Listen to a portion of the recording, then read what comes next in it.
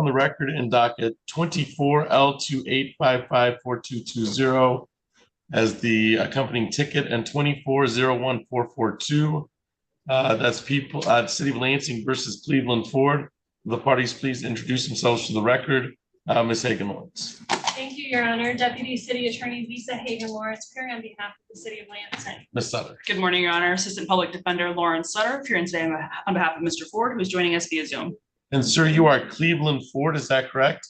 Yes, sir. And you can hear me all right, Mr. Ford? Yes, sir. All right, thank you. This is the time set for a pretrial in the matter. I'm sorry, there were two tickets along with this and the file. Yes. An expired plate and a seat belt. Ms. Hagen-Lawrence, how are we proceeding, or would you like to defer? Your Honor, I have extended an offer to Ms. Sutter, who indicated that her client intends to accept. That will be a plea to the DWLS, and the two civil infractions, the seat belt and the expired plates, will be dismissed as part of that plea agreement. Right, so plea to file 24014442, and as part of negotiations, the two civil infractions will be dismissed. Is that a fair statement, Ms. Sutter? It is, Your Honor.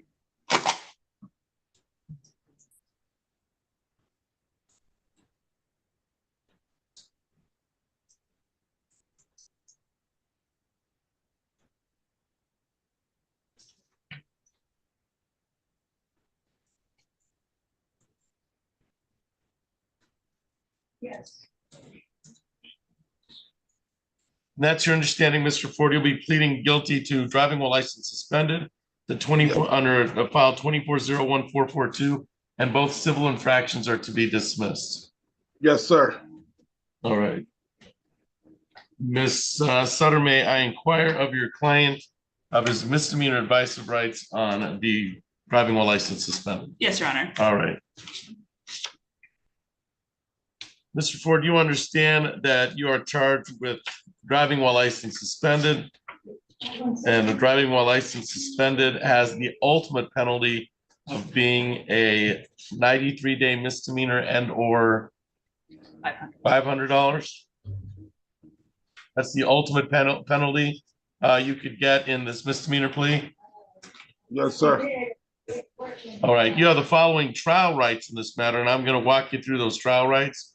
You have the right to be tried by a jury, to be presumed innocent until proven guilty. You have the prosecutor prove beyond a reasonable doubt that you are guilty. You have the witnesses against you appear at trial, the questioning witnesses that are brought against you. You are represented today by Attorney Lauren Sutter, and she would be present to cross-examine any witnesses or contest any charges brought against you by the people of the state of Michigan. You have the right to have the court order any witnesses appear in your defense, to remain silent during the trial, not to have that silence used against you, and to testify at trial if you choose to testify. If your plea is accepted, you'll give the claim the plea was a result of any promises other than what's been stated on the record or threats that it was not your choice to plead guilty.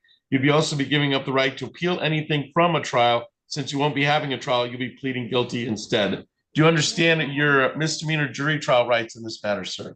Yes, sir. And it's my understanding it is your wish to waive those jury trial rights and plead guilty in this matter. Is that correct? Yes, sir. Okay, I'm going to have you raise your right hand as best you can. Do you swear or affirm to tell the truth, the whole truth, and nothing but the truth under penalty of perjury? Yes, sir. Now bring your attention back to the ticket. Has this on May 5th, 2024 at South Pennsylvania and Edison Avenue.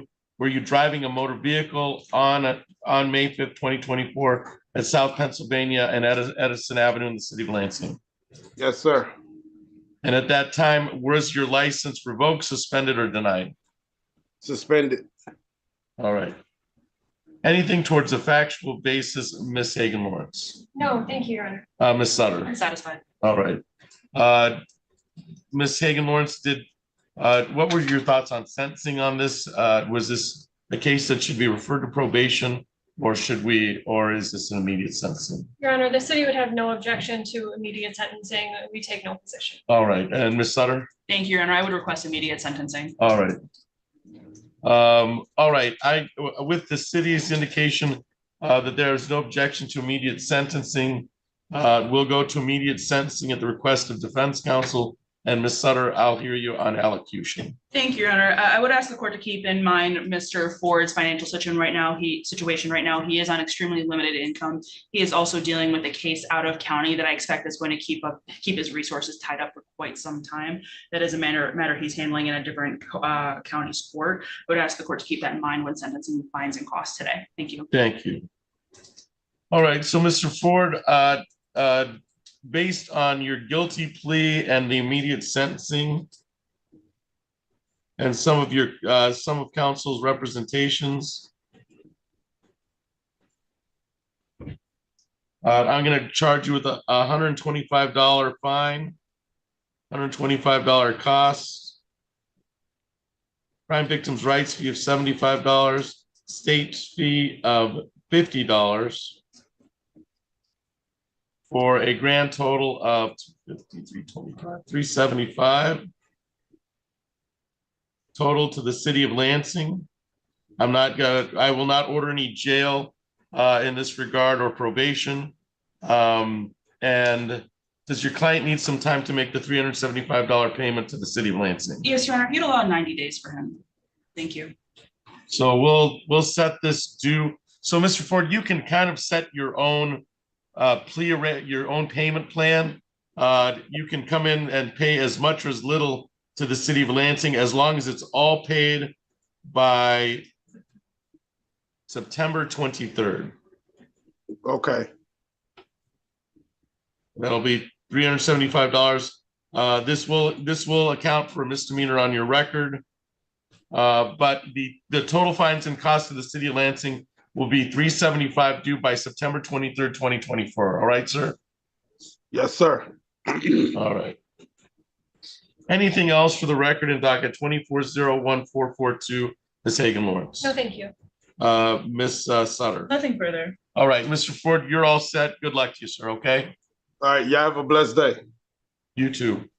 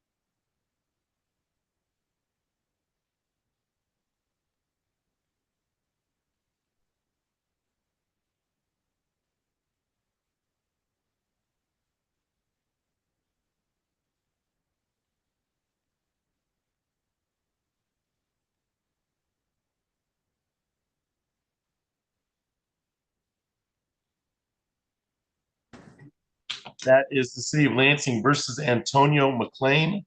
Will the parties please introduce themselves for the record from the city? Thank you, Your Honor. Deputy City Attorney Lisa Hagan Lawrence, appearing on behalf of the city of Lansing. And Ms. Sutter. Good morning, Your Honor. Assistant Public Defender Lawrence Sutter on behalf of Mr. McLean, who's standing to my right. And sir, you are Antonio McLean, is that correct? Yes. Thank you. This is the time set for pretrial in the matter. Ms. Hagan Lawrence, how are we proceeding? Thank you, Your Honor. I have extended an offer in this matter for the defendant to plead guilty to the charge with a kilobrew of fines and costs. It's my understanding that he intends to accept. Is that a fair statement from Ms. Sutter? It is, Your Honor. So it's a plead to the charge, plead to 24-01224 with the Killebrew agreement of fines and costs. Yes. All right. And this is on a ticket, isn't it? Yes, it is. What's the maximum penalty on this ticket? On the loud noise? It's 90 90 days. I'm days terrible with the and fine. or 500 for a city misdemeanor. It is the default, I think. All right, so Mr. McLean, you understand that the agreement is to plead to the charge of loud noise disturbance. That's a 90-day misdemeanor and or $500. There's an agreement between the attorneys that you be sentenced to fines and costs only no jail. Is that your understanding of the plea agreement? Yes. All right. If I was not to follow that plea agreement, you understand you'd have the opportunity to withdraw your plea. I don't see anything that but you understand that's a part of this. Okay. Ms. Sutter, may I inquire of your client of his misdemeanor advice of rights? Yes, Your Honor. All right. Thank you. Mr. McLean, you understand you have the following rights in this misdemeanor case. It is the ultimate penalty is 90 days and or $500. So I'm going to read you through those rights. All right, sir? You have the right to be tried by a jury, to be presumed innocent until proven guilty, to have the prosecutor prove beyond a reasonable doubt that you are guilty, to have the witnesses against you appear at trial, to question any witnesses that are brought against you. You are represented today by Attorney Lauren Sutter, and she would be present to cross-examine any witnesses or contest any charges brought against you by the city of Lansing. Do you understand that, sir? You have the right to have the court order any witnesses appear in your defense, to remain silent during the trial, not to have that silence used against you, and to testify at trial if you choose to testify. If your plea is accepted, you'll give up the claim the plea was a result of any promises other than what's already placed on the record or threats that it was not your choice to plead guilty. You'd also be giving up the right to any appeal from trial, since you won't be having a trial, you'll be pleading guilty instead. Is it your intent today and wish today to waive those jury trial rights and plead guilty to the loud noise disturbance?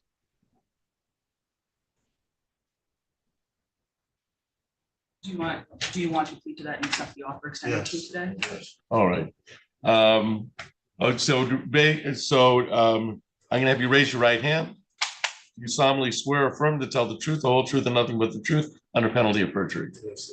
All right, Mr. McLean, I'm gonna bring your attention back to it would be April 16th of 2024 at 3200 South Washington, apartment 407. Were you responsible at that address or on that date in the city of Lansing for creating a loud noise disturbance? Yes. All right. Did you want any questions that you have of your client, Ms. Sutter? I have no further All right. questions. If anything towards a factual basis, Ms. Hagan Lawrence. The city satisfied. All right. I find the factual basis to be knowing, voluntarily, and accurately made. And the city has no objection to immediate sentencing on this matter. That's correct, Your Honor.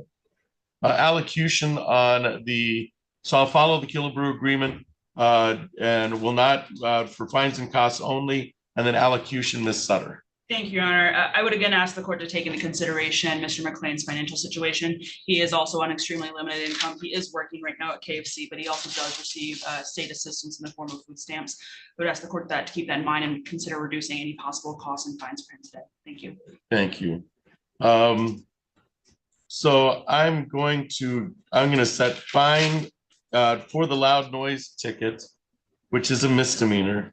I'm going to set the fine of $75, cost of $75, crime victims' rights fee of $75, and then the state fee of $50. So that'll be $275 in total to the city of Lansing for the ticket, for the misdemeanor ticket. And does your client need some time to make that payment, Ms. Sutter? Yes, Your Honor, if you'd allow 60 days for him. All right, let's do 60 days out. So August. Monday, August 26th.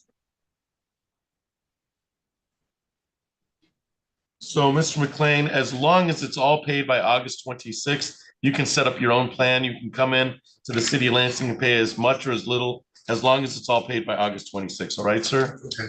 Anything else for the record in 2401224, Ms. Hagan Lawrence? Not from the city. Thank you. Ms. Sutter. Nothing further. All right, Mr. McLean, you're all set. Thank you for your appearance today.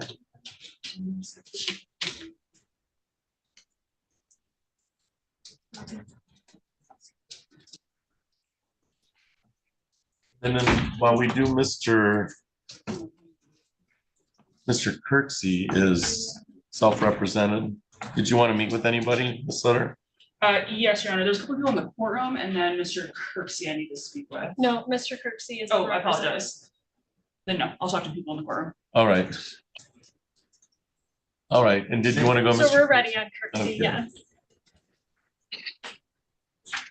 All right, Mr. Kirksey, we'll call your case. We're on the record in docket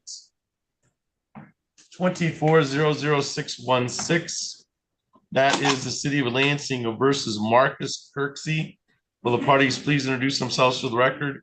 Ms. Hagan Lawrence. Thank you, Your Honor. Deputy City Attorney Lisa Hagan Lawrence, appearing on behalf of the city of Lansing. And sir, you are Marcus Kirksey, is that correct? Yes, Your Honor. Okay, and you are not represented by counsel today, is that correct? That is correct. All right, thank you. This is the time set for pretrial in the matter. Ms. Hagan Lawrence, how we proceed? Thank you, Your Honor. At this point, the city would request a 1-week adjournment. Mr. Kirksey did get a substance abuse assessment completed and a report was generated. It was sent to an attorney who's no longer with the city of Lansing. And we reached out to the agency this morning. My staff did while we've been waiting, and I did receive it. I just haven't had any time to review it or consider options. So we would request a 1-week adjournment. I don't. Yeah, 1 week. Okay. Yeah. I'm trying to figure out what we have and what we don't. I think we can put it for July 2nd. Thank you. July 2nd at 9:30 in order for the city of Lansing to be able to review the assessment, Mr. Kirksey. So this has been reset for July 2nd at 9:30 to have the assessment reviewed. Do you have any questions of me? You can appear by Zoom. That should be all right. Do you have any questions of me, Mr. Kirksey? No, I think I'm all set, Your Honor. All right. Ms. Hagan Lawrence, any questions on? Nothing further. Thank you. All right. So that can be attended by Zoom. Mr. Kirksey, you're all set. I'll see you on July 2nd at 9:30. Thank you. You have a great day. You too. Thank you.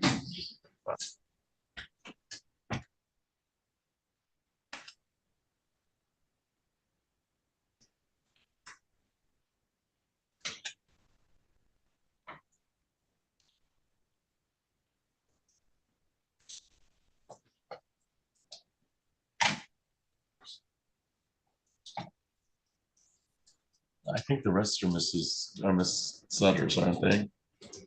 I believe so. All right, when the public defender gets back in, we'll start calling cases once again.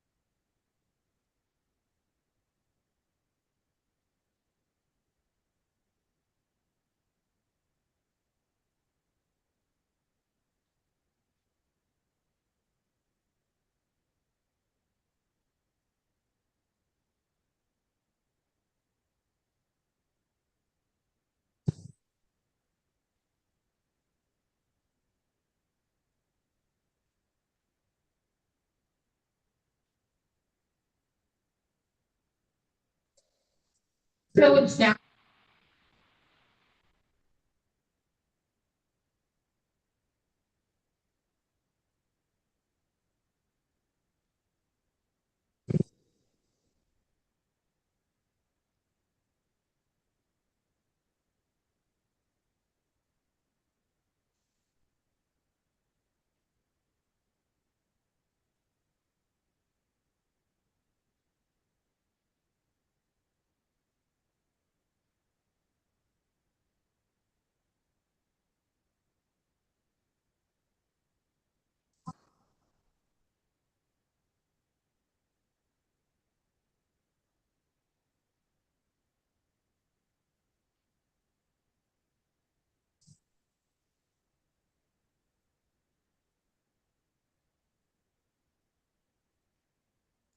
Can you go tell her to come back in this room? Hills.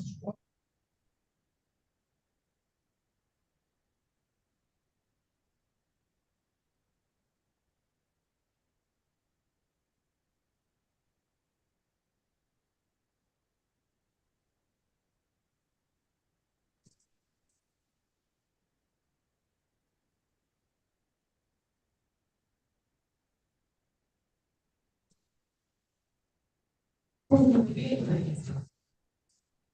a seat. Thank you.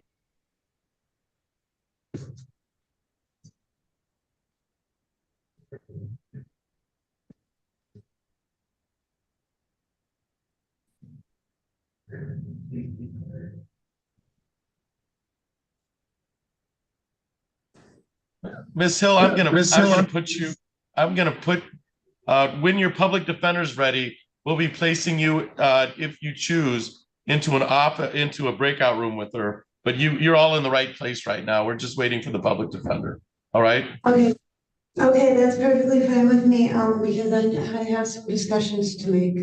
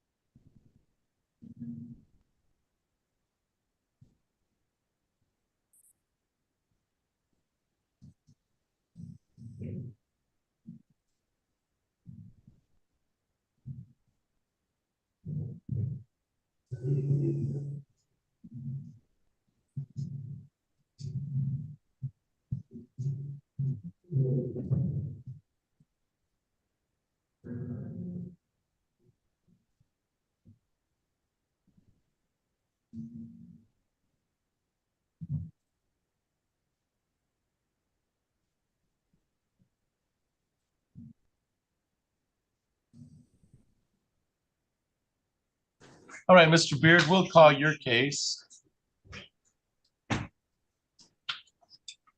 So we're on the record in docket 09G4158771. It's a ticket. City of Lansing versus Delpris Beard. Will the parties please introduce themselves for the record?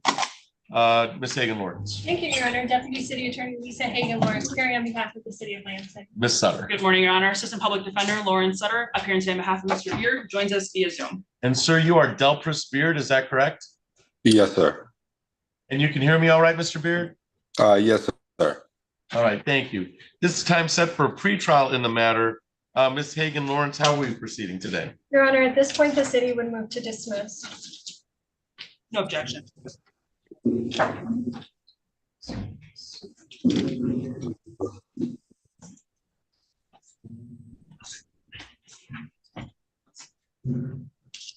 All right, and this is on a ticket. So the city moves to dismiss without prejudice. So that means the people could reissue, the city could reissue if they choose to, but realistically, for our purposes today, the case is dismissed. And that would be the entirety of the ticket that was written on December 22nd. You're correct with the date you're reading, Your Honor. Is that 2009? It is. Yes. All right, well, that answers that question. So that would be the entirety of the ticket is dismissed, sir, all right? All right. Thank you. Thank you. Anything else for the record in 09G4158771, Ms. Hagan Lawrence? No, thank you, Your Honor. Ms. Sutter? Nothing further. All right, Mr. Beard, you're all set. Thank you for your appearance today. Thank you. Thank you. Have a good one. You too.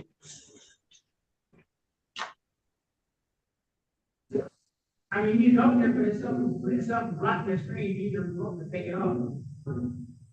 All right. 5.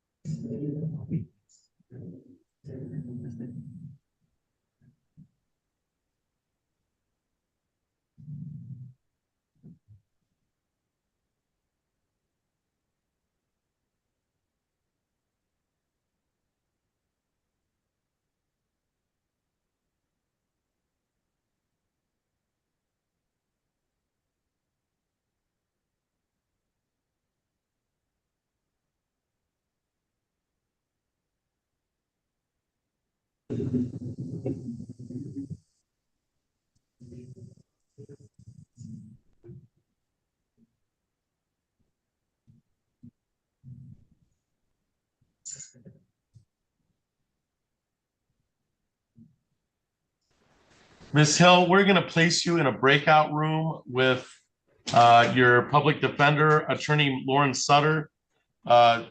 So we'll go ahead and place you. That's post one. All right. Thank you. Yep. So put her in room two. I'll put her in room two.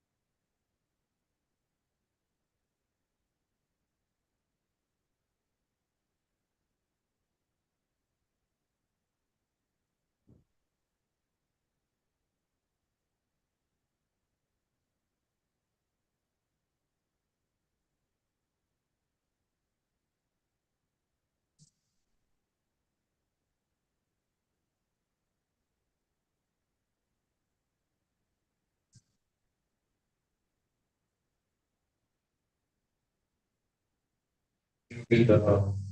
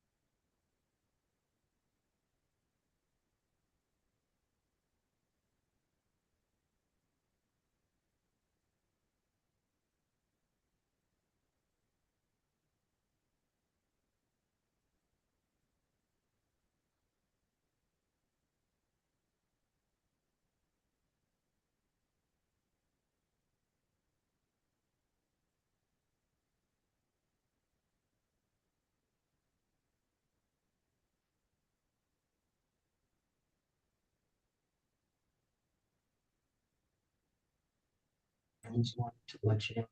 I'll reach out to her, just let her know. Okay. I don't know. Ms. Hill, who's meeting with Ms. Hill? Second. I have no idea what he just said. I think he's stepping out. All Okay, right. So let's go ahead and go on the record and then on Hill. that's fine, yes. All right.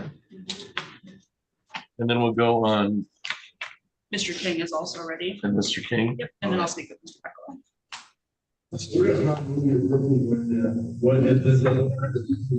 All right, so we're on the record in docket 23L28053001 and 23L28155501. That is City of Lansing versus Darcy Hill. Will the parties please introduce themselves for the record?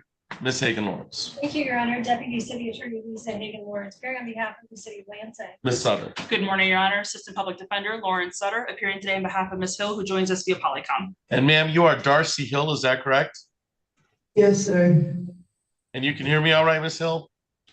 Yes, sir.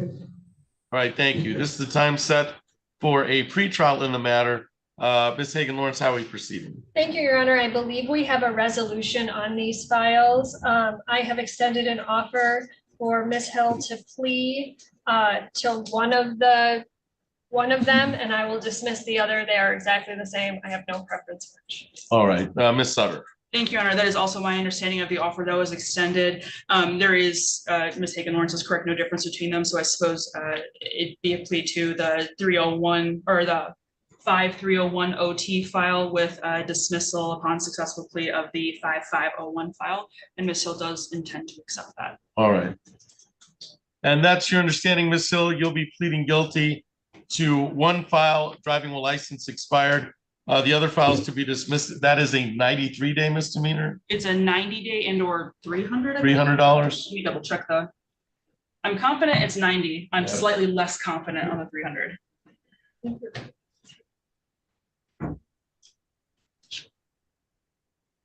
Yes, sir. Let me make sure that we've got the fine amount right. 93 days and 500. Is what time?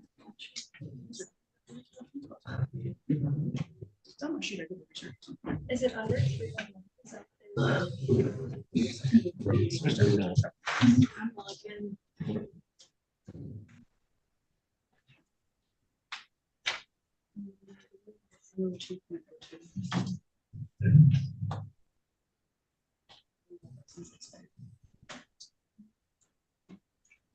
It's out.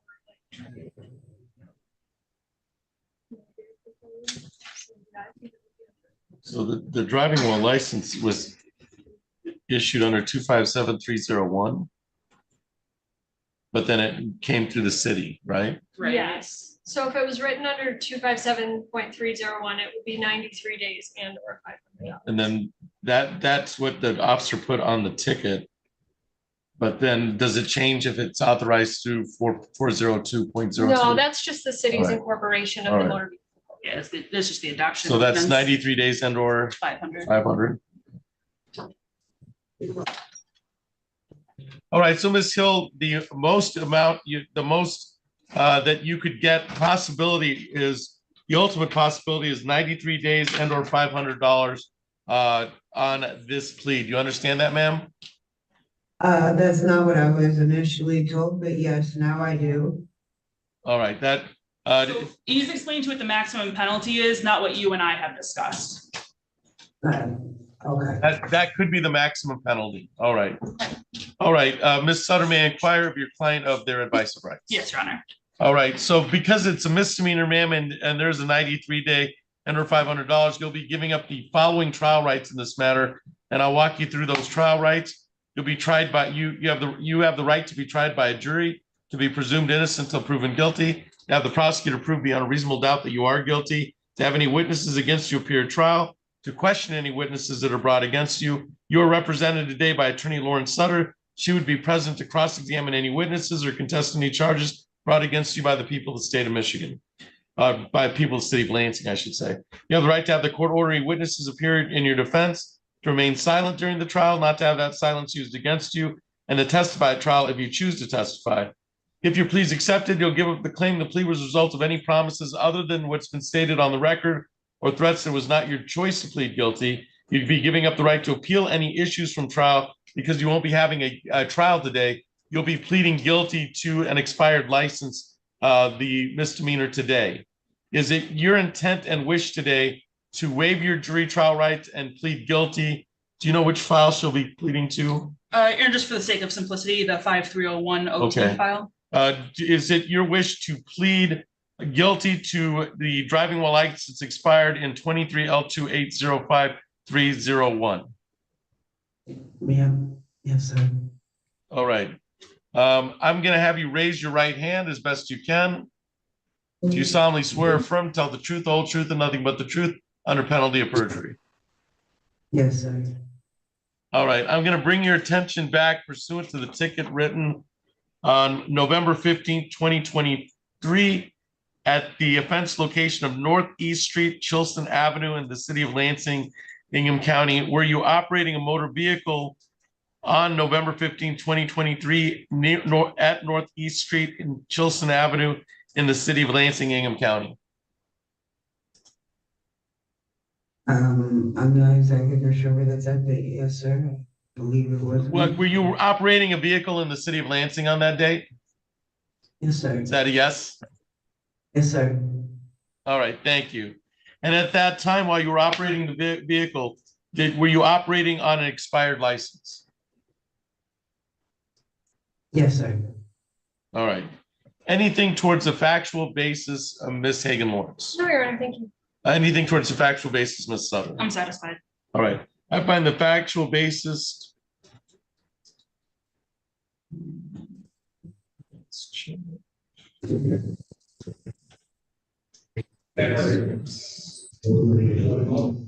I'll dismiss the other file in relation, or at least make that a part of the plea agreement 5501. I find the factual basis to be knowing, voluntarily, and accurately made to the driving while license expired.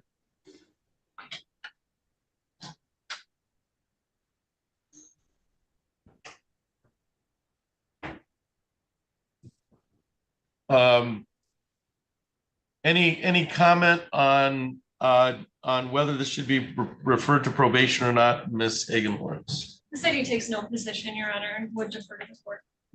Ms. Sutter. Thank you, Your Honor. I would be requesting immediate sentencing on behalf of Ms. Hill. This is one of the cases that falls under the presumptive fines and costs here, and she is under your court supervision on another matter. Yeah, we have her under court supervision. Yes, she's pending sentencing in front of yourself, I believe, in August. Okay. And all right, well, these are both motor vehicle matters. And I'm gonna have sentencing in August. So allocution, Ms. Sutter. Thank you, Your Honor. As we've just stated to the court, Ms. Hill is currently in custody and maybe for some time. My understanding is that she is pending sentencing in front of yourself on August 23rd. My communication with her attorney there, Ms. Donnelly, leads me to understand that the court has authorized release to Bear River if and when that becomes available. But as it stands today, my suspicion is that Ms. Hill will be either in custody or in treatment for quite some time from now. I would ask the court to potentially consider administratively closing the file for any fines and costs for her, since I, at this point, am not sure when she may ever have the money to pay those off. Thank you. Ms. Hagan Lawrence. Your Honor, the city takes no position. We defer to the court.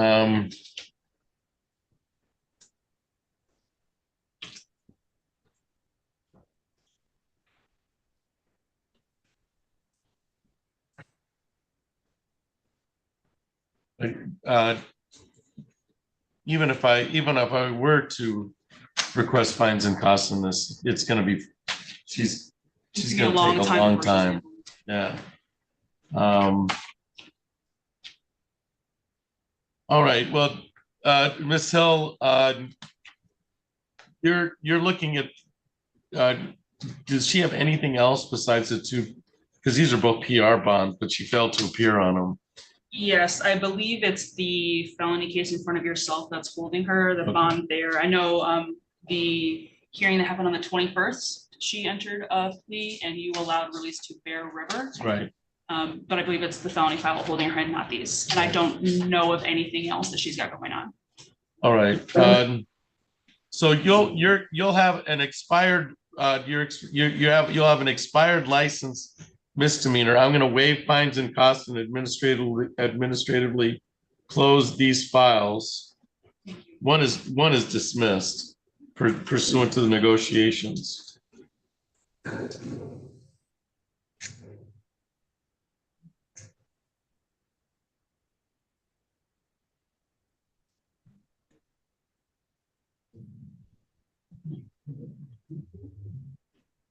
Two,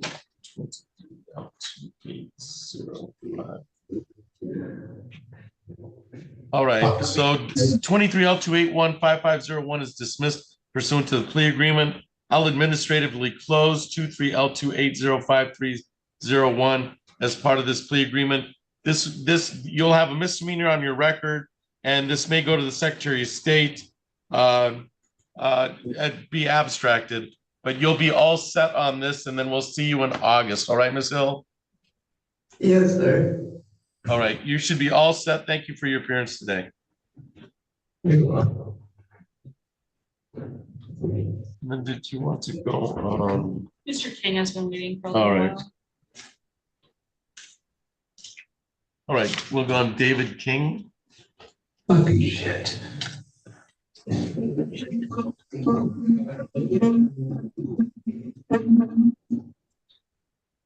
I just remind everybody in the Zoom courtroom, we can hear everything you're saying. So it's probably not a good idea to talk unless you want to be heard. So we're on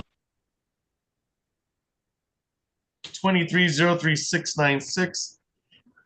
That's people of the state of Michigan versus David King, or City of Lansing versus David King. Will the parties please introduce themselves for the record? Ms. Hagan-Lawrence. Thank you, Your Honor. Deputy City Attorney Lisa Hagan-Lawrence, appearing on behalf of the City of Lansing. Ms. Sutter. Good morning, Your Honor. Assistant Public Defender Lauren Sutter, appearing today on behalf of Mr. King, who is standing to my right. And sir, you are David King, is that correct? Thank you. This is the time set for a pretrial on the matter. Ms. Hagan-Lawrence, how we proceed? Thank you, Your Honor. I have offered to amend the hinder opposed to the breach of the peace civil infraction. And it's my understanding that the defendant intends to accept. So it'll be the breach of peace civil infraction. This will be amended. Is that your understanding, Ms. Sutter? It is, Your Honor, and I'll accept responsibility on my client's behalf. And I think that comes with a $150 fine? That's correct.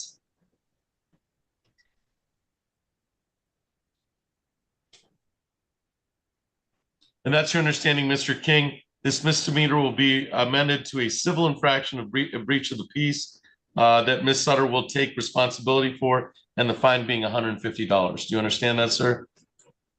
Okay. All right. So just so we're working on the same tickets. This come from a ticket or an information? I think this came from information. All Your right. Honor. It is. All right. So we'll need a nollie cross or a.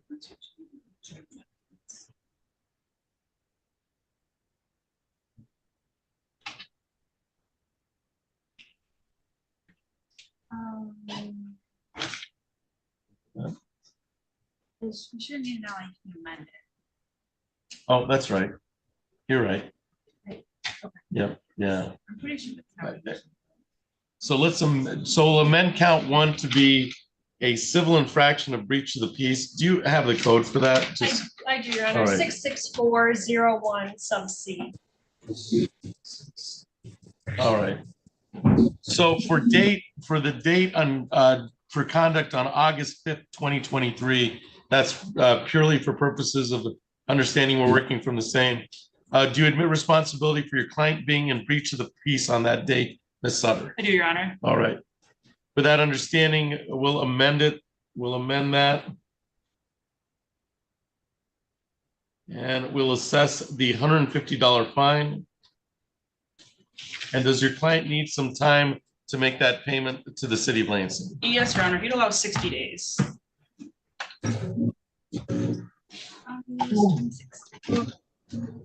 So that $150 payment can be made to the city of Lansing by August 6th, August 26th. That'll give you about 2 months, 60 days to make that payment. You can set up your own plan as long as it's all paid by August 26th. You can pay whatever amount you want up until that date, just as long as it's all paid by the 150 to the city of Lansing. Right. Options and how to utilize them. You can ignore these two paragraphs. Yep, that's how you. You can, Miss Sutter will give you instructions. You can pay online, in person, or on phone, as long as it's all paid by August 6th, 26th. All right, sir? All right. Anything else for the record in 2303-696, Ms. Hagan Lawrence? No, thank you, Your Honor. Ms. Sutter? Nothing further, thank you. All right, Mr. King, good luck to you.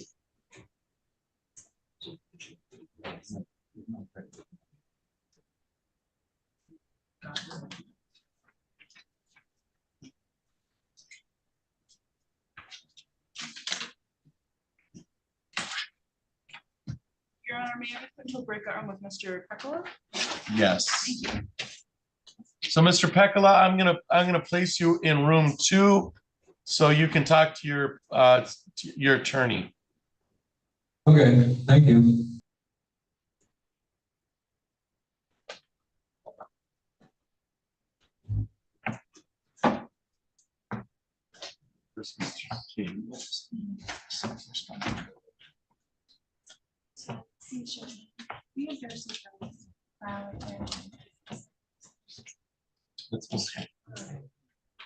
Well, then we have the show causes of.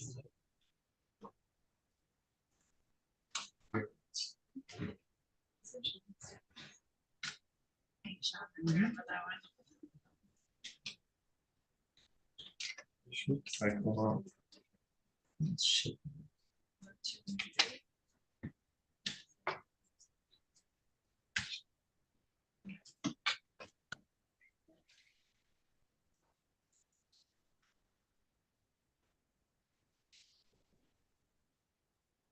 That was earlier today.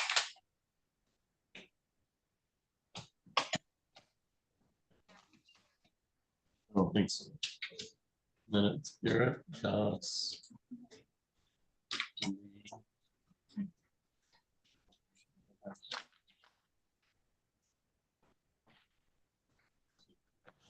Those are the-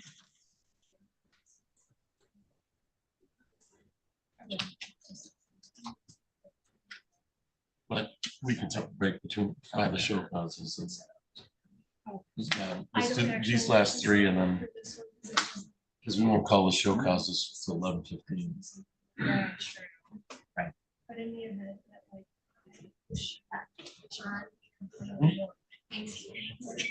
I bid 1, Judge. You have 1 of the 5. There's 5. There's 5 and they're all out of custody. Listen, I think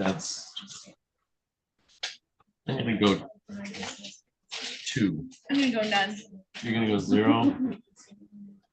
0 is usually the right answer. But Come on, there's a holiday coming up. Nobody wants to be. yeah, I Staying on the think 4th of July. You're funny. nobody wants a bench one out for them. Clearly, the benchmark for states My differently. favorite is it's the expired meter and the handicap. Those are both misleading. That would stink to have an expired meter benchmark. That would stink to ruin your day because your expired meter went to benchmark. So just think, you're going to the Lug Nuts game on the 4th of July, park your car Yeah, on the street, bring your plate, what's your name? And come and drag you out of the stadium. yep. I always felt so bad for like people would leave. They they park where they're not supposed to at MSU when they're getting into those buildings, like they're moving in, okay? And then they wouldn't pay it and it would go to warrant. And then they'd leave MSU for like 2 or 3 years because they graduated. And they'd come back for a football game, you know?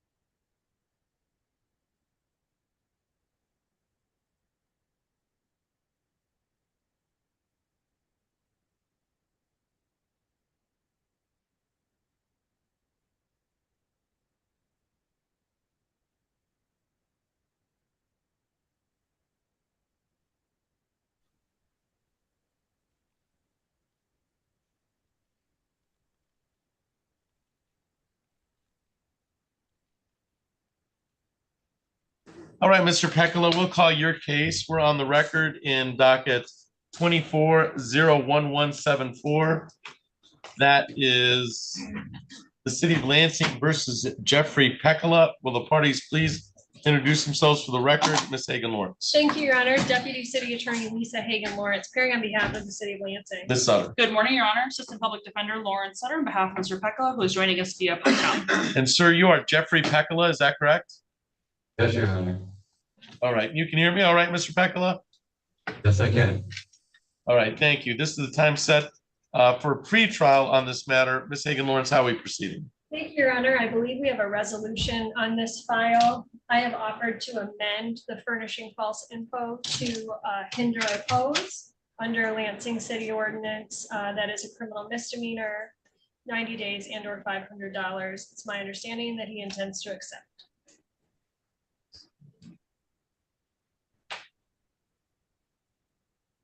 So it'll be, count one will be amended to the hinder oppose, 90 days and or $500 under the city of Lansing ordinance. Is that, and that would be count one of the ticket. Correct. Is that your understanding, Ms. Sutter? It is. All right. And Mr. Peckler, that's your understanding that the ticket will be amended and you'll be pleading guilty to the hinder oppose, natty days under $500 pursuant to the City of Lansing Code. Is that your understanding, sir? Yes, Your Honor. All right, thank you. Ms. Sutter, may I inquire of Mr. Peckler of his advice of rights on the misdemeanor plea? Yes, Your Honor.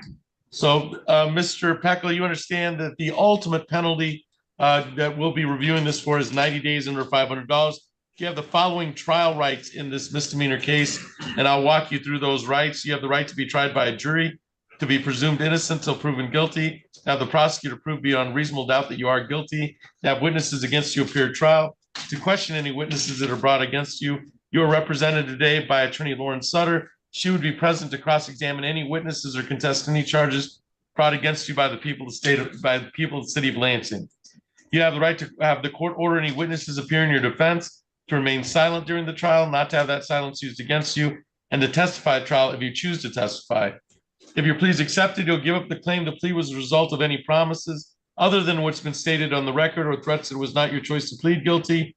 You'd also be giving up the right to appeal anything from a trial in this matter. Since you won't be having a trial, you'll be pleading guilty instead. Is it your wish and intent today to waive your jury trial rights and plead guilty to the amended count of hinder and oppose?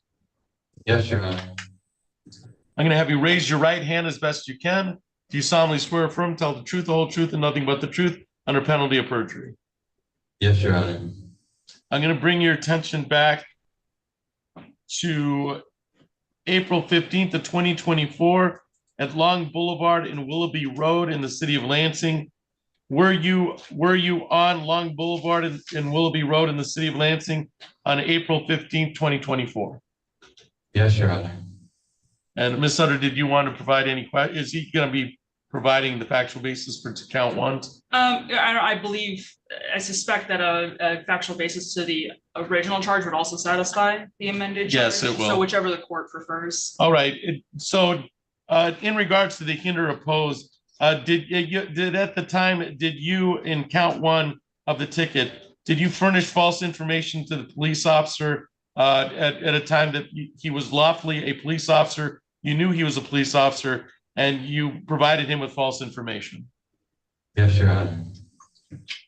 Anything towards a factual basis, Ms. Hagan-Lawrence? No, thank you, Your Honor. Ms. Sutter? I'm satisfied.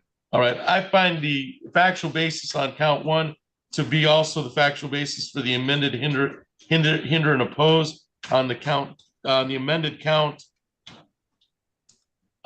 Ms. Hagan-Lawrence, any feeling from the city concerning immediate sentencing, or should this be referred? Your Honor, the city takes no position as to whether immediate sentencing is appropriate, but defer to the court. All right, thank you. Ms. Sutter. Thank you, Your Honor. I don't know if the court's aware, Mr. Pekla is currently handling several other felony matters in front of this and other courts. And my understanding is he does not currently have an out date. He's going to be in custody for quite some time moving forward. So I understand a case like this may sometimes go to probation. However, it's going to be quite some time before that's a possibility. I would suggest the court go to immediate sentencing today with fines and costs. I would also point out it's going to be quite some time before he's able to pay those. I know Mr. Pekla has other files going on. He does. He has cases in 55th, 54B, and 54A. All, I believe, soon to be in front of 30th.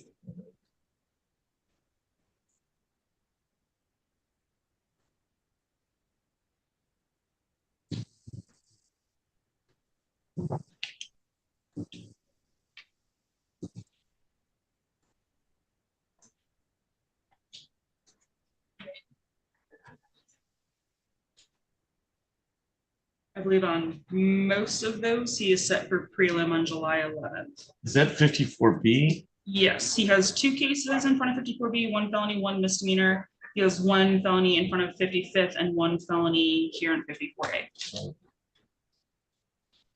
All right, for the hinder and oppose, I can't, based on the other files that are in existence. I just don't see this. This is a misdemeanor plea. It'll go as a misdemeanor abstract on the record with up to 90 days.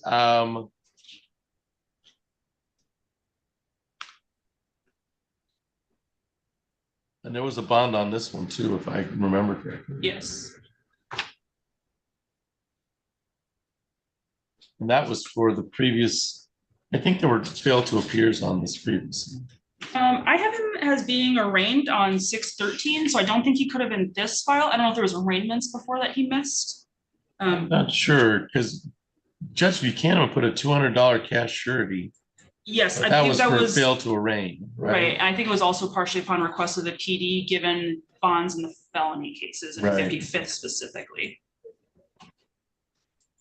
All right, so I'm gonna waive any fines and costs in this matter.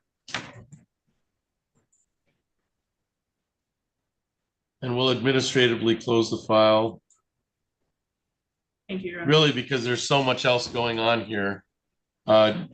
To place him on probation would just be kind of recycling the whole thing. You know, Yeah, by the time he's out, Your Honor, it might be months from now yeah, anyway. I don't, and there's a pending felony. So at this time, I'll administratively close the file, and it will be an abstract for the hinder and oppose. Anything else for the record in 24-01174, Ms. Hagan Lawrence, From the city, thank you. Ms. Sutter. Nothing further, Your Honor. All right, Mr. Pecula, you're all set on this file. Thank you for your appearance. Okay, thank you.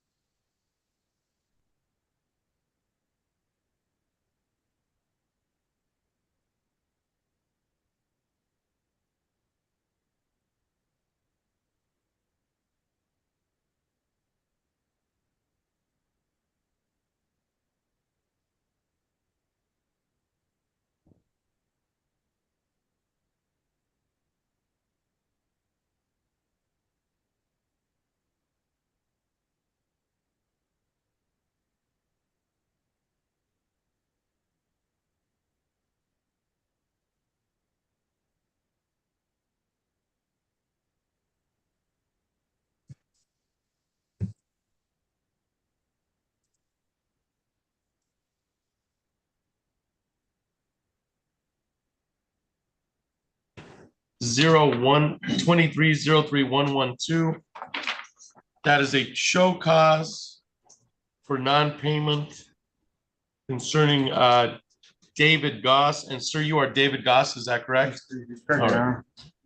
This time set for show cause in relation to, what is the outstanding? 385, the last payment was April 30th.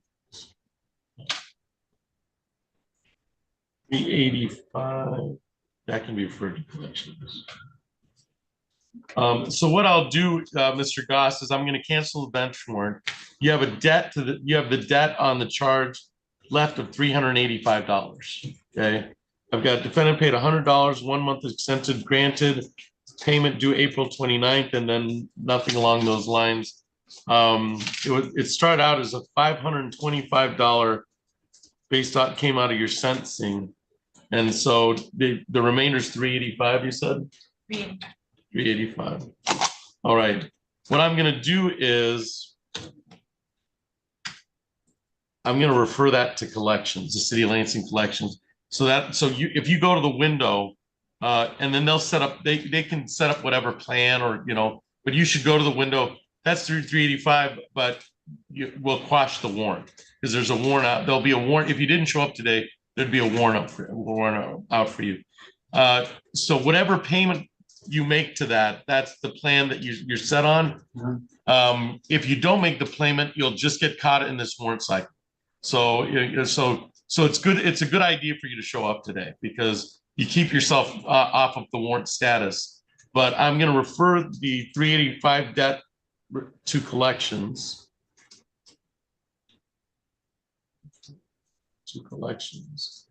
And then Sean, my court officer, will walk you over there and you can set up whatever type of payment system but you have a 385 debt left on that plan. My best advice for you is to stay out of the show cause warrant system. Okay. I mean, the only reason I mentioned it, my mom, it was in the hospital, and I've been paying. I paid it every month. I've been working, and my mom's in the hospital, and it just slipped my mind. All right. Well, just stay out of that show cause because you don't want a warrant issue for you because that, if anything, is going to ruin your day. Okay. All right. So go ahead and follow. You're all set. I'm going to refer to collections. I'll give that to Sean and Mr. Goss. You should be all set. All right. Gotta push really hard. All right. I'm going to call and swear in Rydell. And then we'll wait for the. Okay, I'm going to stand my resets. Take a break. I'm just trying to, yeah.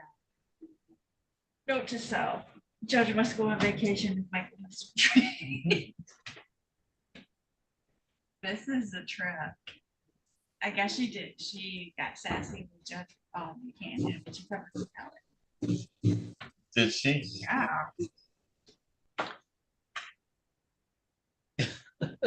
No. I figured you'd put things back the way that you want them. Yes, you know me well. Oh, did we ever? That's a quick. Did we ever? What does the civil department prefer in regards to our? I am waiting for Stephanie. All right.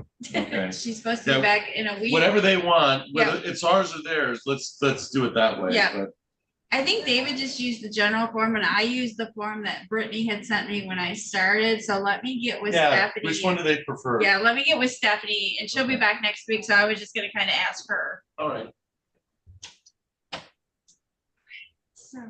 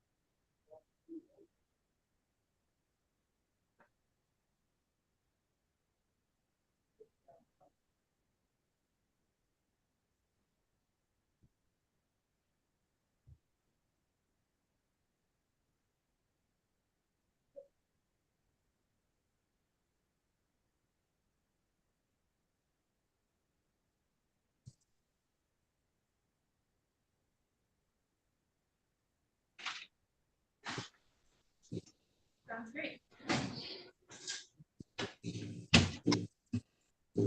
Help me write it, John. Thanks for sending all that stuff out while I was resetting. I figured I might as well do something while we were sitting in here. My pleasure.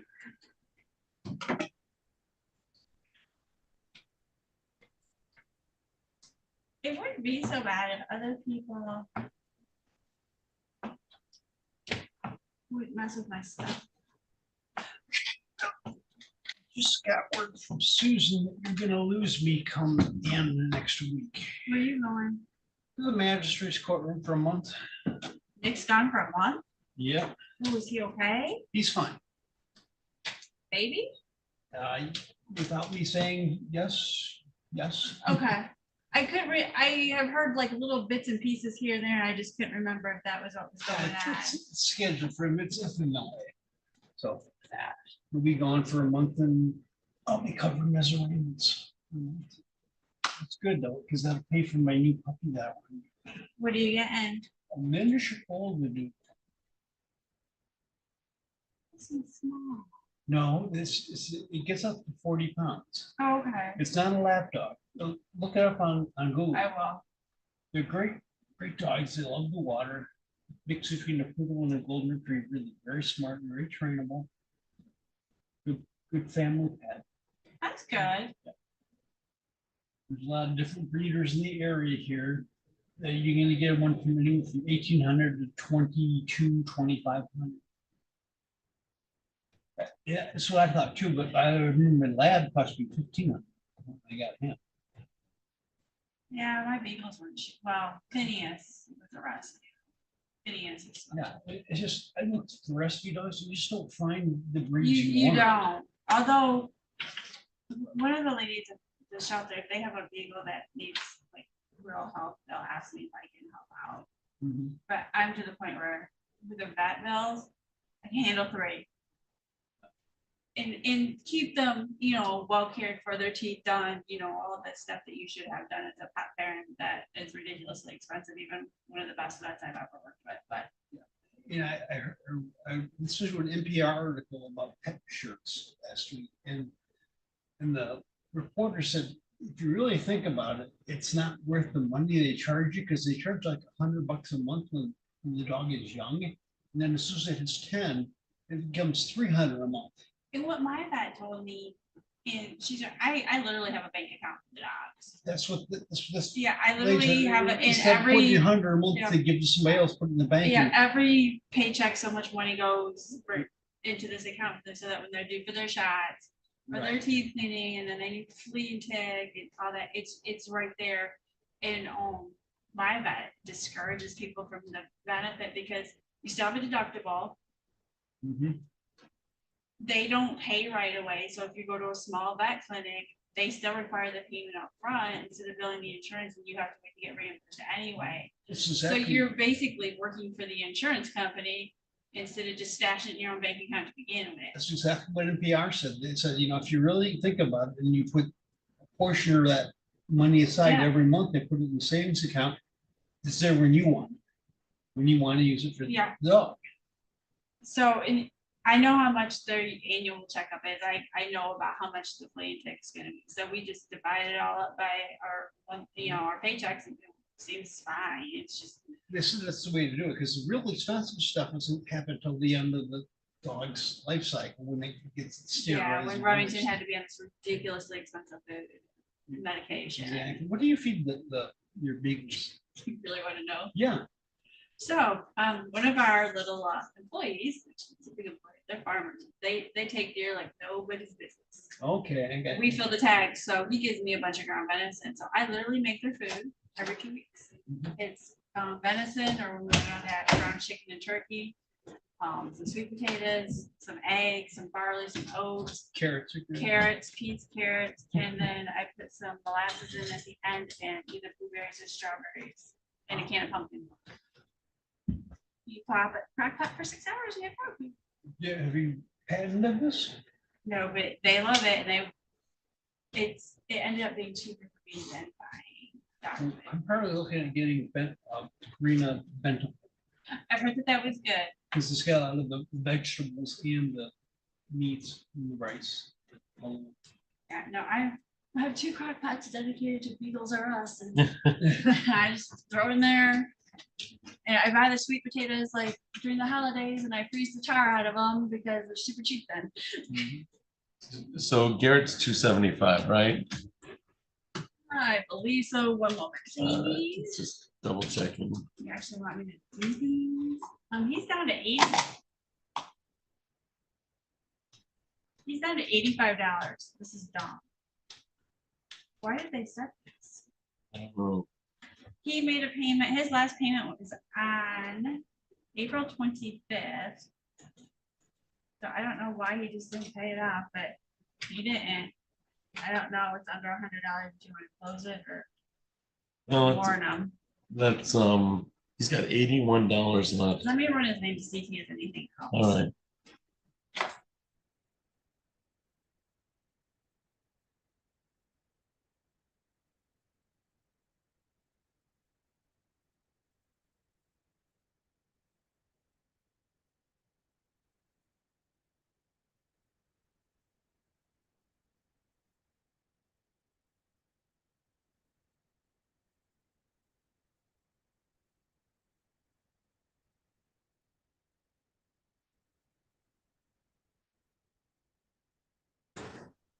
So on the record in docket 2400213, that is City of Lansing versus Farrad Garrett. This is set for a show cause for an outstanding balance of remaining of $81. This was set for 11 o'clock. It's now 11:22.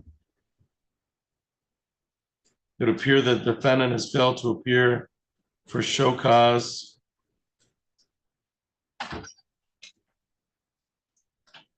Show cause hearing, and a bench warrant and bond forfeiture will be issued. I do not see a Mr. Garrett in the Zoom courtroom, physical courtroom, in the waiting room.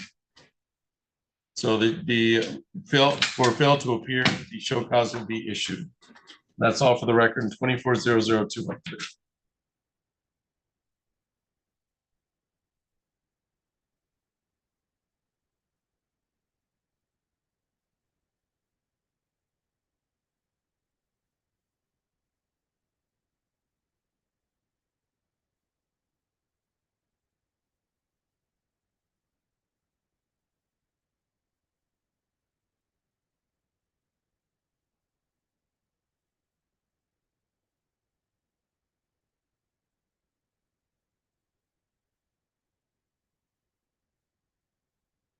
All right, so on the record in docket T0025964140 and T0103400089. That is the City of Lansing versus Dasha Lee. This is set for show cause hearing today for a standing balance of 170. It's 278 is what I have. Yeah.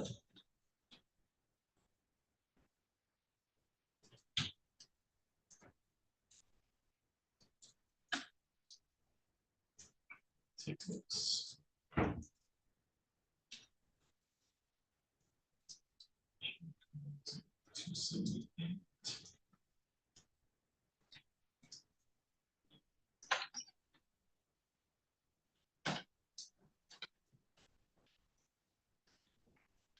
This was scheduled for 11 o'clock. It is now 11:24.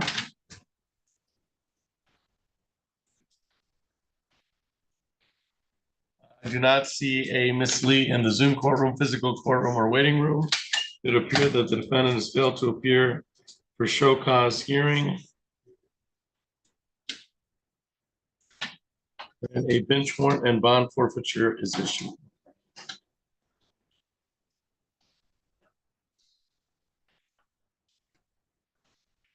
That's all for the record in T0025964140.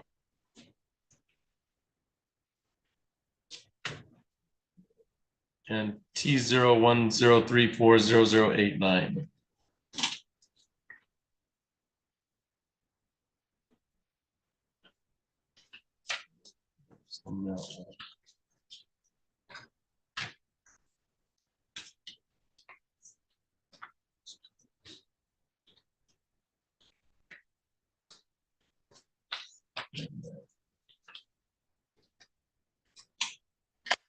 We're on the record in docket 21-00044R1. That is Aviotae Marshall. Aveeotae Marshall. Time set for a show cause on the file. An outstanding balance of 130. Yeah, an outstanding balance of 130. One coming out of an impeding traffic out of April 30th, 2024.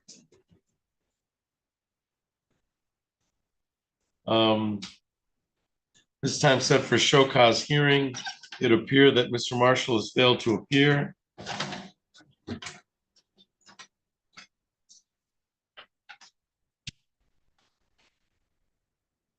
was scheduled for 11 o'clock.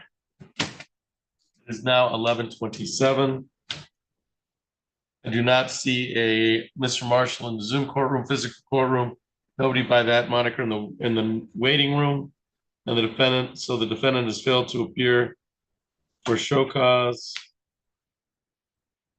and a bench warrant and bond forfeiture for non-appearance is going to be issued. And that's all for the record in docket 21-00044.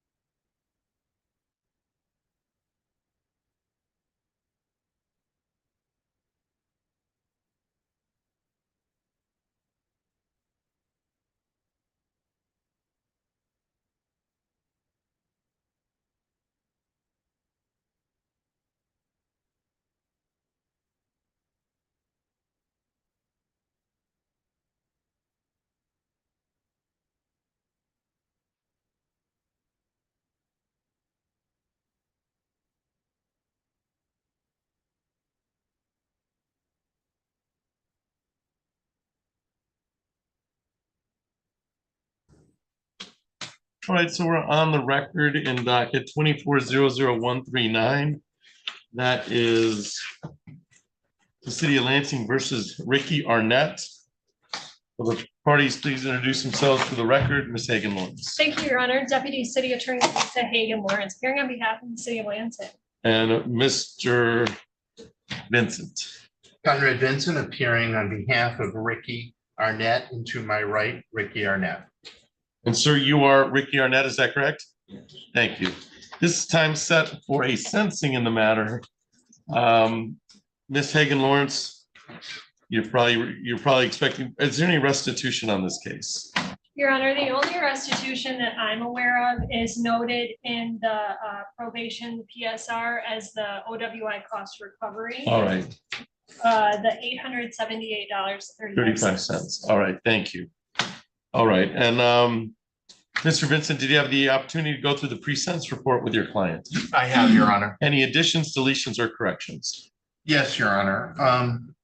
On the bottom for employment data, he actually works at Jones, and it's Lang, Lange, not Landing. And his income is actually 9,000 monthly. I think it's just missed a zero. Oh, okay, yeah. But there is no other changes, additions, deletions, just allocution, Your Honor. Thank you. Allocution, Mr. Vincent. Thank you, Your Honor. I'm pleased to say my client has been in outpatient treatment pursuant to Judith Bozzo's recommendation. He has followed it very strictly.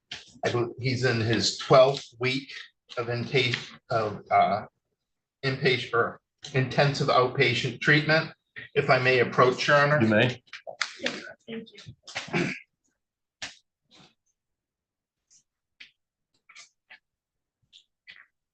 This is a copy of his PATS training, and on the back of it is his sign-in sheet showing that he's been going to his AA meetings. All right.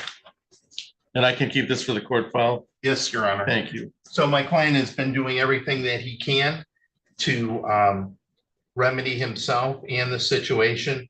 He does realize in this particular case, there was a minor accident, but understanding that with alcohol, it could have been something much more serious. And he's taken steps again to not only cut down on drinking, but completely sober. And he is not using any alcohol. And he wanted to address the court briefly if the court would allow. Thank you. Mr. Arnett, is there anything you'd like to say to the court before the court passes sentence? Well, I'd just like to say that it's been a very humbling, stressful ordeal for me, embarrassing. And in trying to find a positive out of a negative, it's I completely changed my lifestyle for the better. And so I'm looking forward to maintaining my sobriety and living a healthier lifestyle. Thank you, Mr. Arnett. I appreciate that. Ms. Hagan Lawrence, anything on behalf of the city before the court passes sentence? No, thank you. All right. Anything else, Mr. Conrad? No, thank you, Your Honor. Mr. Vincent, I should say.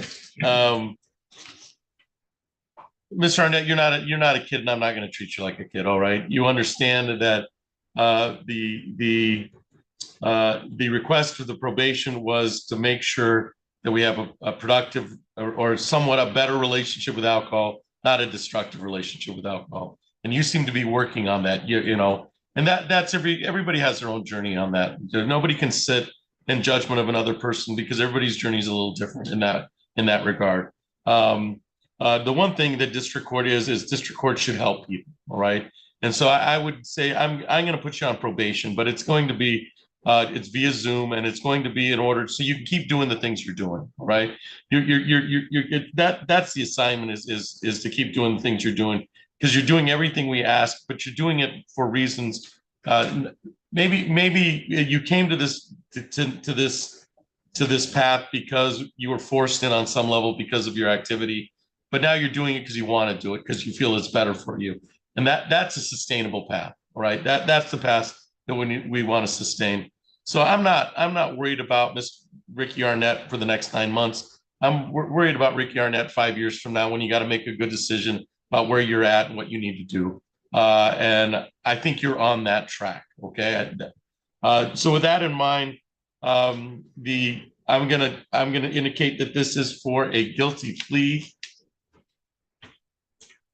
For a guilty plea to the added impaired plea on April 23rd, 2024. I'm going to set fines, and so it is ordered that the defendant spend 0 days in jail at this time, beginning June 25th, 2024. Credits given for 2 days served. So I'll do 2 days in jail, 2 days served. We're gonna just keep you on probation, see how you're doing. Okay, not going to suspend any sentence or keep it out there. And then this is how it works, Mr. Arnett. As you know, the less we see each other, the better. The more we see each other, it means you violated your probation. I'm back here, and now I'm messing in your life and doing all these things that you don't want me to do. Okay, and so I don't see a need for that. I'm going to set fines at $200, cost at $200, crime victims' rights fee at $75, state minimum court cost fee of $50. Probation at $270 over the 9 months. That's $30 a month. And then there's the LPD total. And I will give you that. And you, of course, can pay that over the course of probation. But let me give you the total amount. It'll be $878.35 plus 270 plus 50 plus 75 plus 400 equals $1,673.35. Probation for 9 months via Zoom. No assaultive or threatening behavior. No use of possession of alcohol, marijuana, or controlled substance. Submit to random PBTs or urinalysis directed. All of those are things you're already. No bars or nightclubs is a good idea. You've already submitted to the intensive outpatient. So share that with your probation officer. But I believe that you're already in the 12-step program, and you're already going to weekly meetings. So I'm going to leave it to you. All right. But I'm not going to make it part of probation. I'm not going to make the victim impact panel part of probation. If you're doing this and you choose that this is an option that you want to take part in, go tell others about your experience. That's completely up to you. Okay.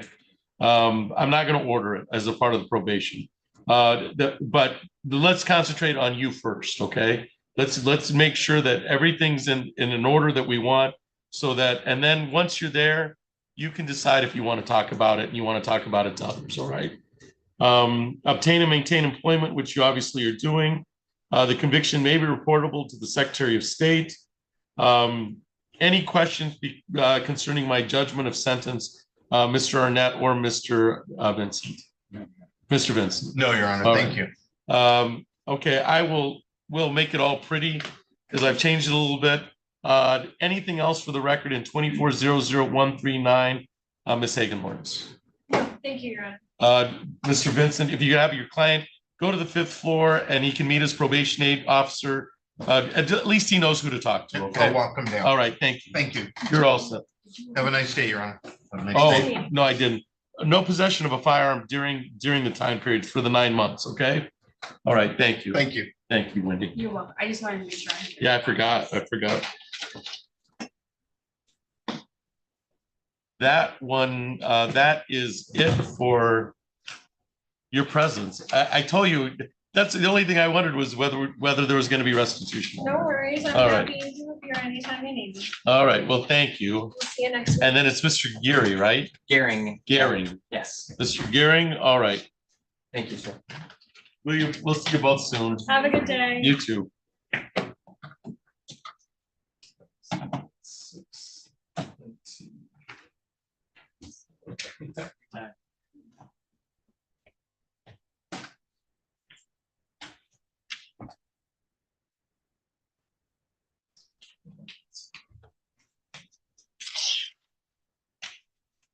Nobody complains that we're too neat on stuff. I know. I like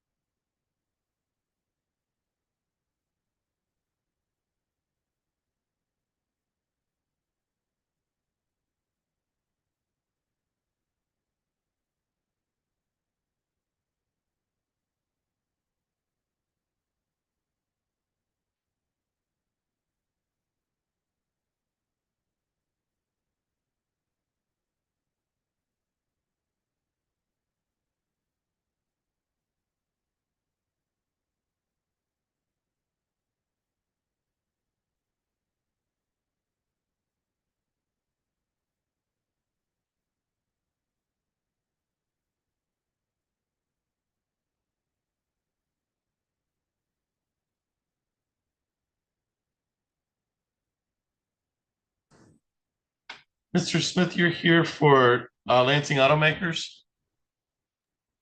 Correct. Good afternoon, Yana. All right.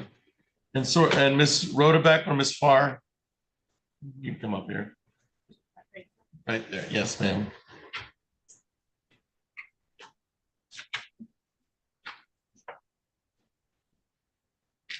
Go and have a seat. And Ms. Dixit, you're here on the next case, which is 1702973. Is that correct? Yes, Judge, I am. All right. I'm going to call the case in front of you, and then I'll call your case right around 2:15. I don't see anybody here from AmeriCredit Financial, who's the plaintiff in this yet, but I usually give about 15 minutes. Judge, I am actually here on behalf of the plaintiff, AmeriCredit. Oh, you are? Yes. All right. All right. And I believe, all right, so I'll call your case next. Diana James is here. All right.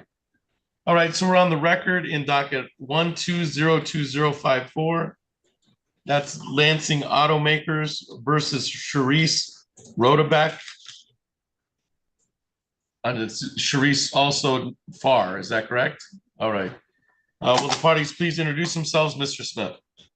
For plaintiff LAFCO, Tim Smith, P48259. All right, and ma'am, you are Sharice Rodebeck, and you're Sharice Nicole Rodebeck, also known as Sharice Nicole Farr. Is that correct? And Farr is a married name, or is that okay? This is the time set. I have it for discovery after a bench warrant status. It looks like it was. You needed further information, Mr. Smith. Is that correct for discovery purposes? I'll let you and tell the court why we're here. Okay, she had failed to appear in March of 22 for an exam, so we've never completed a creditor exam. We do shortly, I assume, right after she got picked up or was made aware of the warrant, she filed that motion for installment payments. We haven't objected. There is an order she has to pay 100 every 2 weeks. But I need to complete the examination because if for some reason she stops, the payment stop voluntarily, I need to know where to go next to collect the judgment owed. All right. And I do have that, but I think that's fair. I think it will complete the creditor examination. Probably have you, Mr. Smith, what I'll probably do is swear in and then have her placed on an iPad, and you can finish the creditor examination with her on an iPad in a conference room. Would that suffice, Mr. Smith? That would. One quick question. Was there bond posted? There was bond. I have bond posted in this amount. 300 under the warrant. $300. Yep. Okay. Can we have an order that be released to my office, and I will apply that against the principal balance on the judgment? I don't think that'll be a problem. Great. I don't think that'll be. So, ma'am, I'm going to have you raise your right hand.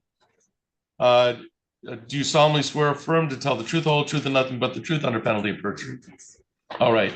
I'm going to have my court officer, Sean, will set it up.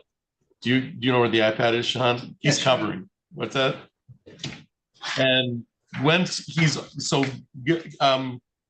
follow him when he's all ready. But he'll take you. We'll find a conference room. And then you have some privacy, and we'll put you in a breakout room. And then Mr. Smith can continue the creditor discovery proceeding, and then we'll put the rest on the record. Okay, ma'am? All right.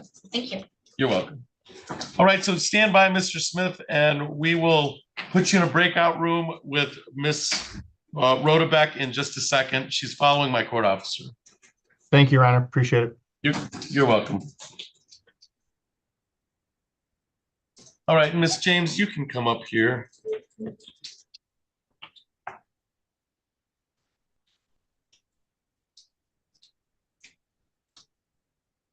All right, so we're on the record in docket 1702973. It's AmeriCredit Financial versus Diana James and Adrian James. Will the parties please introduce themselves for the record? Miss McKinnon. I'm sorry, Miss Dixon. That's okay, Judge. Good afternoon. My name is Natasha Dixon. I'm the attorney representing the plaintiff. My PIN number is 82333. All right, and ma'am, you are Diana James, is that correct? Yes. And Adrian James is not here, is that correct? Yeah, and I talked to Ms. Dixon of it. This was his case. I don't know how, All right. on it, but no, I seen him earlier. I guess he's not gonna come. All right. This is so Ms. Dixon, this is an objection to the garnishment concerning Mr. James, and he's not here, but Miss James is here. I have notice sent to Diana James concerning this matter that was returned, but you're here, ma'am, so I'm not going to worry about that. Yeah, I think they probably had the wrong address at that time. Is that was the Gatewood apartment address? Yeah, I've been. All right, but you're here on that matter. All right, Miss. So the objection. So Miss Dixon, I'll leave this. How do you want to proceed, or did you want to meet with Miss James? I'm uncertain. Judge, actually, I just spoke to her. I think I just spoke to her yesterday, actually.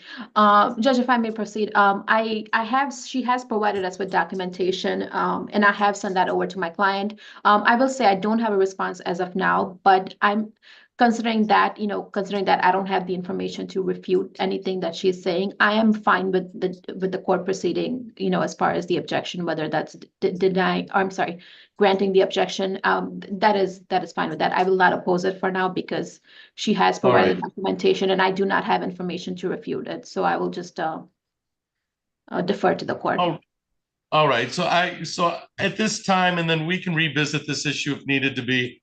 But based on the council's representations, I am in possession of an order on objections to garnishment. And there was an objection that was filed in regards to this. I'm going to indicate that the objections so far are valid. And I based that on conversations that Ms. James has had with the plaintiff in the matter. So I'm going to indicate that the objections are valid.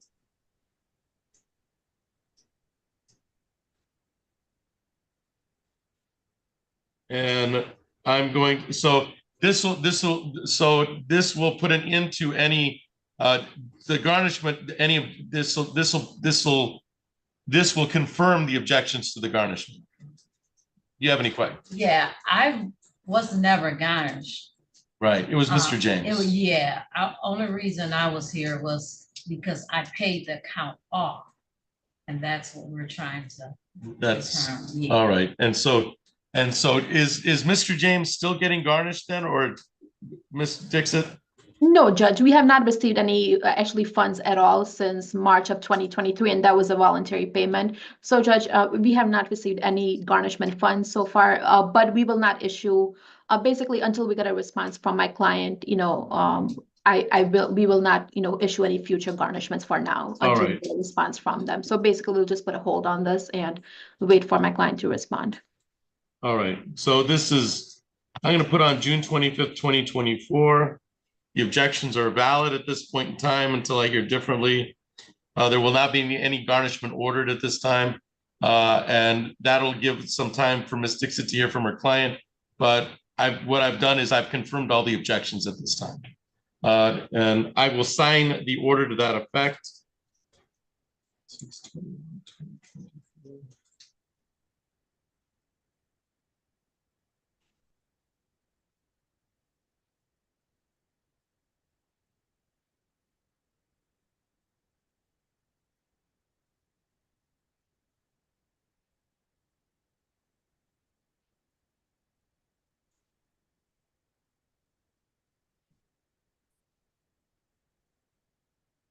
I'm going to indicate that the plaintiff is waiting to hear from her client.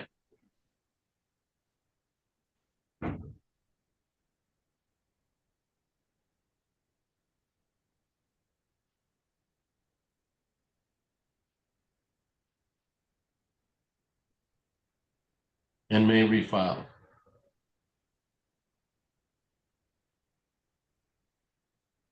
All right. So at this time, the objections are found valid pursuant to this order. Anything else on the record in 1702973, Ms. Dixon? No, I'll just clarify. We have not received any funds, so there's nothing to refund. But until I'll just wait for a response from my client before. So basically we'll put a hold as far as any future garnishment. So until I hear back from them. Yeah, that, until I hear from you and you file paperwork, any objection has been validated and there's no garnishment in place, is my understanding. Yes, Judge. Ms. James. So, because the garnishment, that was something that Adrian was fighting or whatever, but, what I'm trying to find out is the money that I paid, like, where do I go from that, from here? How do you get money? I paid GMAC the balance, and this should be all over. Adrian, his case was he was being garnished, but in my case, I'm waiting. I have receipts showing that I paid GMC. And you told Ms. Dixon that. Yeah, so I'm like, why? So she's waiting to hear from her client to confirm that. Right. And then they'll act accordingly from there. Okay. Is that a fair statement, Ms. Dixon? Yeah, Judge, certainly. We'll let her know either way as to how my client responds. So you'll hear back maybe likely in a correspondence or written correspondence. All right. Do you have any further questions for me, That Ms. was James? it. All right. So you're all set. Thank you for your Okay, appearance today. thank you. You're all set, Ms. Dixon. Thank you for your appearance. Yeah, thank you, Judge. And Mr. Smith, let me see if I can put you, we're trying to find a room for you.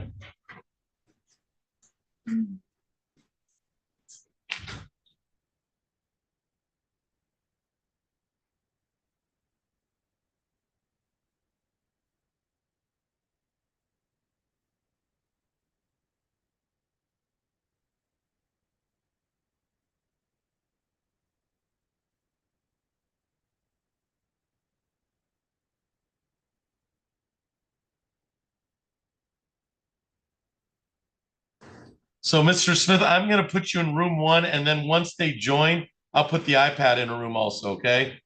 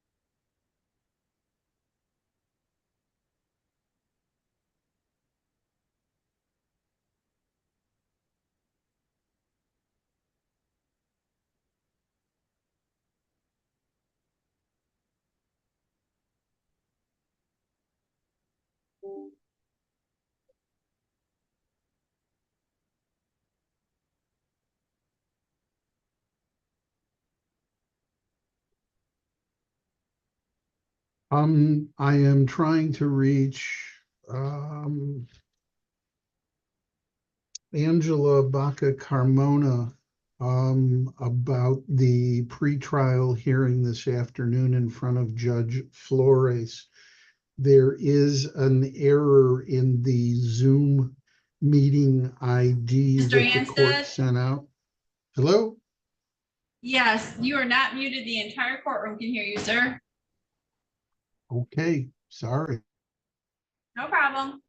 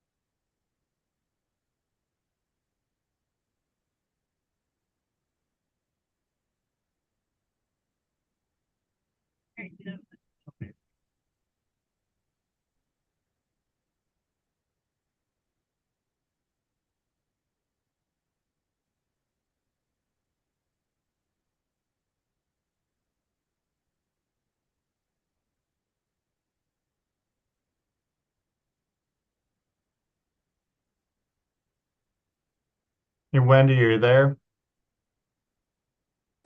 Yes, Mr. Smith, what's up? Hey, I gotta jump up to Buchanan's. I got two Zooms up there at 2:30. Ms. Rotobeck and I are done. I'm gonna get in writing to her with a letter about the documents she needs to send to me. She's already got them. So if I think for purposes of the file, you can just indicate that the exam is completed. And then just if the judge needs an order releasing those bond funds, let me know.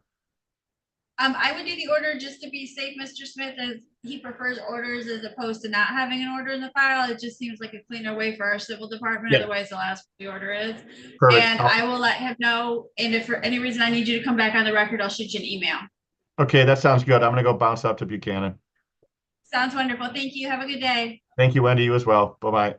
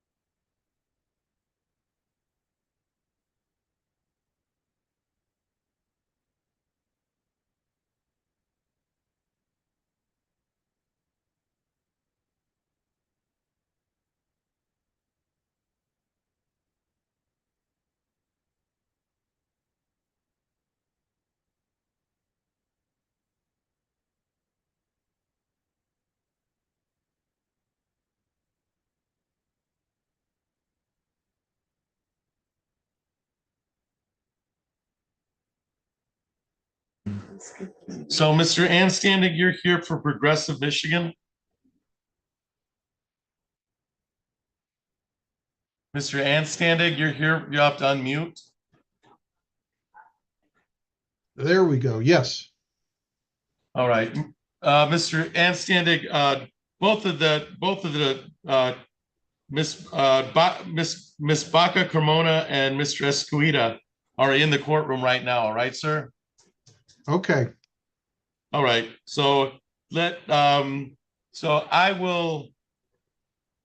And then Mr. Fay, you're here on the Citibank case. Is that correct? Correct. All right. And I don't see Miss Sanchez here. I believe she's represented by, I just want to make sure, Trevor Stratton.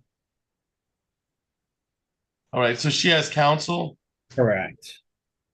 All right. I'm going to call a case in front of you and we'll wait to see. I usually give counsel 15 minutes to appear, but we'll call the Progressive Michigan case since everybody's here on that case. Sure. All right.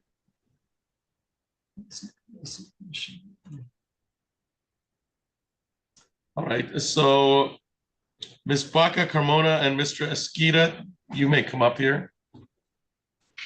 So we're on the record in docket 24-03222. That's Progressive Michigan versus Angela Baca Carmona and Alberto Esquita. You can have a seat. Thank you. Will the parties please identify themselves for the record? Mr. Anstandig. Good afternoon, Your Honor. I am Ronald Anstandig, P30277 on behalf of the plaintiff. All right. And ma'am, you are Angela Baca Carmona, is that correct? All right. And sir, you are Alberto Escutia? Escutia. Thank you. This time is set for a pretrial in the matter. Mr. Anstandig, I don't usually at the pretrial, what we do here is we can fill out a form indicating some of the pretrial issues. I'd like to provide the opportunity for the parties to speak. We could make that happen. We'd have to put the parties on an iPad and see what's available. This is Citibank's case concerning it. You can also indicate that you could submit a pretrial statement from both sides, since this is a pretrial on the matter. Mr. Anstandig, how would you like to proceed? I would very much like an opportunity to speak to the defendants, if that can be arranged. So, Miss Baca Carmona and Mr. Escutia, would you like the opportunity to speak to Mr. Anstandig, who's from Progressive? He's a legal representative. They filed lawsuit. Usually pre-trial, we fill out, I'll show you one of these sheets. You fill out a pre-trial statement regarding this is a lawsuit. But sometimes it's helpful for the parties just to meet and they can figure out each other's positions, where they stand, things of that nature. It sometimes simplifies the statement. Would you be amenable to meeting with Mr. Anstandig today? Yes. All right.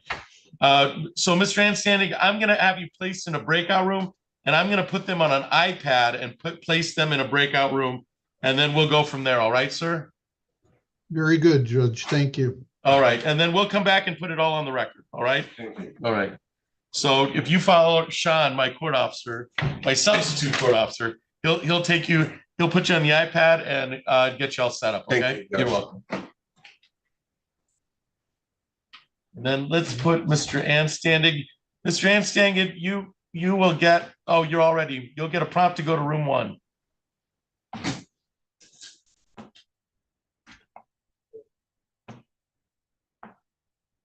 There we go.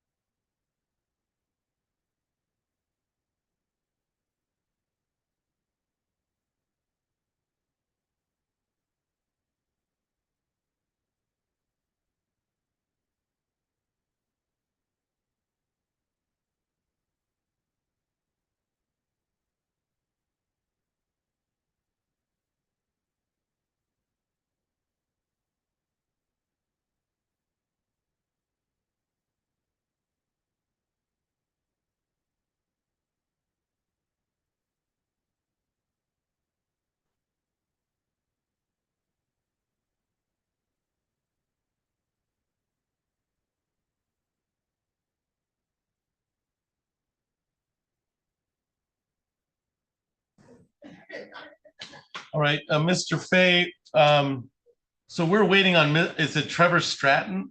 Correct. All right. All right. Yeah. I'll give him 3 to 5 more minutes and we'll see what happens here. I'm not sure why they're not here. They got the same notice and the same instructions that you did. But and that's in representation of Herlinda Sanchez. Is that correct? Yes, correct. All right. All right. Stand by and we'll call that case in just a few. Okay, no problem.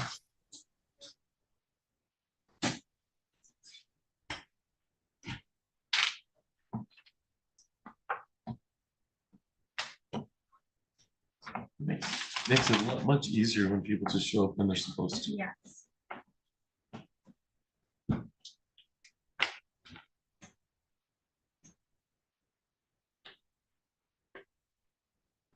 He's gonna ask for a default. He doesn't have a choice.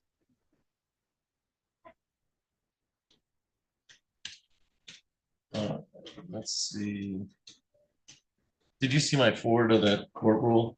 Yeah, he sent his too. I can't figure out what it means. I mean, What's the difference? Well, it automatically makes anything that's bound over non-public at bind over, which is interesting. But then the way that it was worded, it's almost like we're not typing the transcript unless the circuit court tells us to do it. No, but And that doesn't make any sense. and that's not what the email said. The email said if requested, Yeah. but you don't have to provide a recording. Unless it's requested, which is what we. No. I think other counties were giving a recording of it. Oh. And not, you have to, if requested, you give a that's why you have to think they go to all the counties. That's true. And there's like 15 counties in our region. That's true. Yeah. So I don't think this changes what we do. But I don't. You request, get it in writing. Right. And then go from there. Always, yes. And they said that they said you don't have to provide the recording. There must have been other counties that were saying you have to provide a recording. That could be. Well, that's a mess. That is, yeah. Because that means you're kind of screwing the transcriber, I would think. Yes. And they're like, oh, I can listen to it, but I don't have to pay for it, So why wouldn't you do that in every case? Yeah, give me the recording. Yeah, I know, that isn't.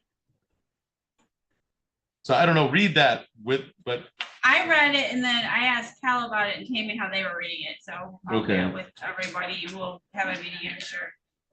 The more unusual thing is, according to that, they're supposed to make the case non-public at bind over. But that didn't make any sense either. Yeah, I don't understand that because non-public is a legal, Yeah, it's like YTA and 769-4A. That first was proposed, I was shaking my head going, I don't get this because. Oh, what so if you don't somebody get it comes either? here and Yeah. says, I want a copy of the transcript. And all they're gonna be told is no public record exists. It doesn't make any sense, so. Well, we'll see. Doesn't exist. I guess you're saying, yeah. A copy of what? Yeah, nothing exists. This is what we go through. The people across the street in the Capitol make all these new rules and statutes they want to follow. And Yep. it comes downhill to us and we're like, maybe you should just talk to us once in a while before. You do Well, something. you just hope that before you make all your rules, you talk to somebody who actually practices, And yeah, because, or somebody in administration that actually understands what you're proposing. right, or else, yeah, for all cases bound over to the circuit court on or after July 2nd, all case records and court records maintained by the district court or municipal court become non-public immediately after entry of the order binding the defendant over to the circuit court. so as soon as I sign it. Yes, So I think Sean's right. As soon as I sign it, our court says it doesn't exist. so then if they don't ask for the transcript at the actual hearing, It doesn't exist. it doesn't exist. Right, and it was funny, if their attorney calls you the next day and wants to talk about it, it doesn't It doesn't exist. exist. Only person that can actually see it at that point would be the defendant showing up here, showing their ID. So that makes sense because then for the transcripts, it says if an interested party requests a transcript of a circuit court proceeding. Oh wait, that's remand, wrong one. Go back Well, to the other If page. the remand, then they make it non-public. Yeah. They send it back.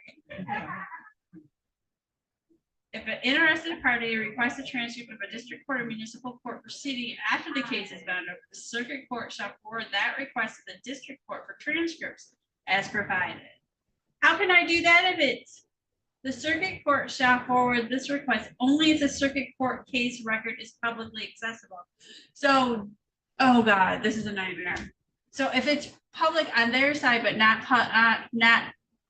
and non-public on our side, that I can produce a transcript? Oh, yeah. But the You- circuit But it's court- not public here. But the Right. circuit court's got to request it from you, Ah. not the Then defendant. you have in writing from the circuit court. Yeah.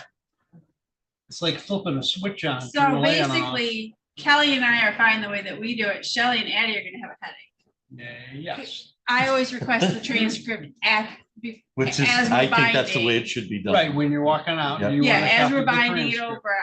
over. And if you're in doubt, request a transcript. You know, if you don't know, request a transcript. As soon as you get to the part where sufficient probable cause has Yeah. been met, I'm handing that puppy over. Yeah, that's, And if you're, clearly- because there are a lot of times you don't know if it's going to trial, of course, and that's what people are going to tell you. And then my response is, if you're in doubt, get a transcript. If you don't know, get a if you know it's not going to, if you know it's not going, then don't, because you don't want to spend the extra money. But when in doubt, get a transcript. And honestly, before any of us start actually typing the transcript, we always look at the circuit court record to see if it's still ongoing. Yes. And if it's been resolved, we send a courtesy email to the attorney and the prosecutor saying, hey, this case appears to have been resolved. by Well, Lee or and that's Holly. because Do you nobody's need-" ever told you. Yeah, do you want the transcript still, yes or no? Nobody's You ever know. told you it's been resolved. I'm not gonna type something if you don't want it. No. That's just good business, but not everybody thinks like, not everybody has that business acumen. I always look them up. They'll type an entire hearing and you're like, I don't need it. And then you're like, and I told you I told you the case was resolved. You know, well, you requested it at bind over. Yeah, but we followed it up with a request. You Yeah. have it in writing. We don't need it. Well, I spent 2 days typing this. That's The 2 funny days you thing- shouldn't have spent typing The this. funny thing is though, nobody ever tells us. If we don't look it up, we don't know. That's different. That's a problem. you Yeah, know? so they never tell us. So I always look it up because I don't want to, like, if I've got 4 transcripts lined up, you don't need 2 of them. I'm going to number 3 so I can Yeah, get this up. exactly. I mean, you're just prioritizing what's. You know, and- So our local in-house saying still holds true. There's the right way, the wrong way, and the 54A way. Right. Well, you know, We've had I don't know. so- You just come back from these conferences and you hear how other counties do stuff. And you're like, that would not work in our county, you know? Well, the strange one is, we're probably the only city that does weekend arraignments Right. We in are. a 500-mile radius. Yeah, that's true. No, And we don't have to do it that way because Polycom technology, you can actually sit at your home or up north at the Right. cottage and do your arraignments on your iPad. yeah, we could do arraignments by Polycom. We do it by Polycom here. Right. You know, I mean, everybody, but then you have to staff it. And that becomes the problem. Or you know. you have an interpreter problem. Or we have an interpreter problem, but you can work around that, but the staffing, then you need somebody to scan everything that you just did, and it becomes an issue. There's another way around that too, and that's if our county jail would house our people prior to arraignment at the county jail. They don't do that. They don't because they don't want to. They could, though. Yeah, they could, they don't. We could do them all come Monday morning. Yeah. They could easily do that, and yet they will do it for other Yeah. parts of the county, like Mason, they'll house them out there. That's been an ongoing fight for years. It has been. Yeah, it has, I know. It has been. It's taken millions of man hours and dollars out of the pockets I of know. citizens doing it that way. Anyway. It is, it's true. I mean, I don't know how to fix that. And I have and an part idea. of it starts with the sheriff being an elected official. So have they an can kind idea, of do what but- they want. but You would have to sue the sheriff to get You that. know, I'd have to, we'd have to sue an elected official, and that's a Yeah, problem. that is a problem. Yeah. So they were pretty close to making this all one district. They were pretty close, you know, Yeah. and that was never gonna happen. And then East Lansing came back and said, no, we want our parking revenue. You can't touch that, that cash cow. Yeah, they also, I think the other judges kind of figured out like, oh, they do a lot more work in Lansing. I think Williamston, 55th and 54th, they may have volume to indicate that they need the amount of staff and judges they have, but we do heavier lifting. Yeah, when I look at it, just being the seat of state government with our things we do for Warren Industry for Lean. Right. There are 44 different state agencies and local agencies that come here to file their cases. Right. Anywhere from failing to pay your alimony, the treasurer, they file it here, so they're in the UP and filing up there where the person lives. File it with us. Right. All the election. Anything AG related. Yeah, comes through here. And it's not just AG and a small division like that. Department of Treasury, it's like everybody comes here. DHSS comes through Lansing. Yep. So yeah, You have to be on the seat of state government, right across the street from it. Which makes us keep rather busy and rather, it's good job security. That is one thing is that they're always gonna need people. Because I don't care how many algorithms you have, somebody's got to bring the stuff in, scan the stuff. It's got, Somebody's got to call the case. Yep, somebody's got to call the case. It's, that aspect of it's not going to change, not in the near future. Well, I'm surprised we were getting a new courthouse, because I was hearing that when I first started here back in '89 that we're getting a courthouse. Remember back in the '80s when I started, we had circuit on the second and third floor of this building. Well, they've been talking about it. I mean, the same issues, and they're much later now, but you're right. I mean, we had the same issues with the courthouse 25, 30 years ago. Right. So now they've just built technology all around it. Right. With the same issues. You were here back in the '80s when we had circuit over here. I mean, this is a big building that have, district and circuit in. Yep. And we were all cramped in here. Yeah, the second floor was 4 circuit judges. Yep. And the lock had to handle the circuit court inmates and the district court. My favorite, one of my favorite stories is myself and Frank Simone, who works in Wayne County now. We had a murder case, and the guy said he was pled insanity, and Judge Giddings made all those rulings. Judge Giddings made all the rulings and found him to be sane. Then we went in front of Judge Brown, and Judge Brown tried the case and convicted the guy. And then at sentencing, he ends up kidding his lawyer. And so Judge Brown's court clerk comes over the bench, and we end up holding the guy down. And his name was Cliff. He was a deputy. He breaks every spray rule. He sprays the guy right in the face for like 30 seconds. You're not allowed to do it, but there were no cameras in the early, but he because the guy he's trying to bite everybody. And so Frank's really worried about the suit. I'm like, screw the suit, man. If he bites you, you're in real trouble. We get the guy done. It's all done. And Judge Brown, who used to make me laugh, he used to crack me up. He says, stand that guy right there. And we're like, why? Why would you? Let's just put him in lockup, and we'll save it for another day. But he'll stand. We stand the guy there. Officers on both sides of him. His attorney was Ken Tableman, and he says, "Sir, I want you to know." He says, because the guy kept on saying, "I'm crazy. You can't sentence me. I'm crazy. I'm crazy." He says, Judge Giddings, 2 doors down, made all the insanity rulings. I just tried the case. So I didn't make any of those rulings. If you're mad at somebody, you're mad at Judge Giddings. And then he left the bench. I mean, he threw Giddings under the bus in 9 different ways. And so I just thought that was so funny. I thought that was so funny that he did that. He didn't have to do that, but he wanted the guy to know I didn't make any of those rulings. Everything you're mad about is from a judge that's not here. And the guy went to prison and, He's like, don't come up for my family 10 years. yeah, it is. But yeah, exactly. The guy's got siblings and everybody's been, you're mad at somebody. Don't be mad at me. Be mad at that guy. I laughed. So I remember going back in because Judge Brown, you'd go back in his chambers when we were waiting. And I said, you did that so he wouldn't be after you. And he says, or my family.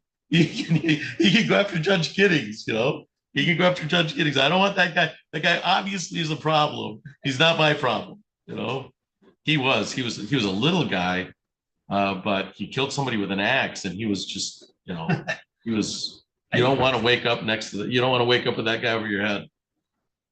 My first experiences backing up as a court officer was in the early 90s. Judge Nickerson was on the 5th floor with the civil officers. Now, we were in the exams one day. We had 4 state troopers sitting in the front row of the gallery right there, and there was no separation of the wall from the chamber table. Right. And she bound this guy over to circuit court to stand trial on a life offense. And this guy was like 6'6", 275 pounds. And he gets up and he takes that console table, puts his hands under it, goes, and just flips it over. This is back then we had to bring you up in handcuffs behind the back, right. No restraint belts or anything.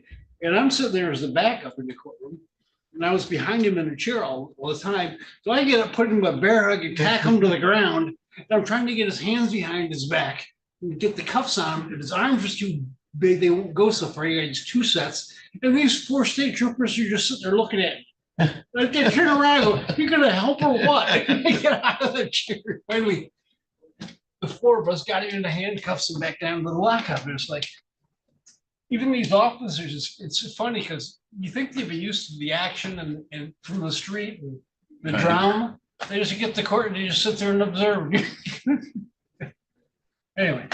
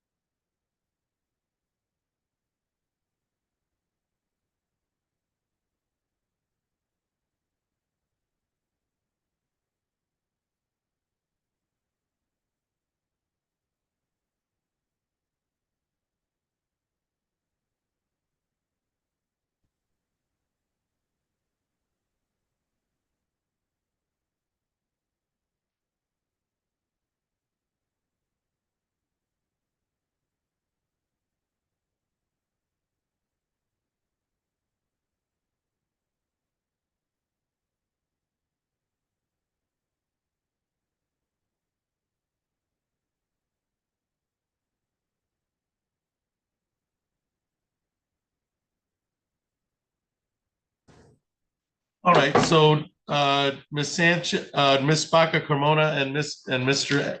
Escutia, gonna have a seat. We're back on the record in docket 24-03-222.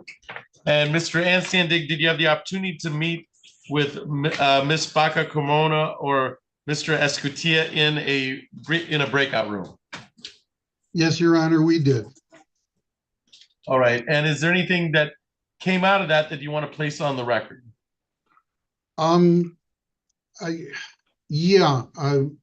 Mr.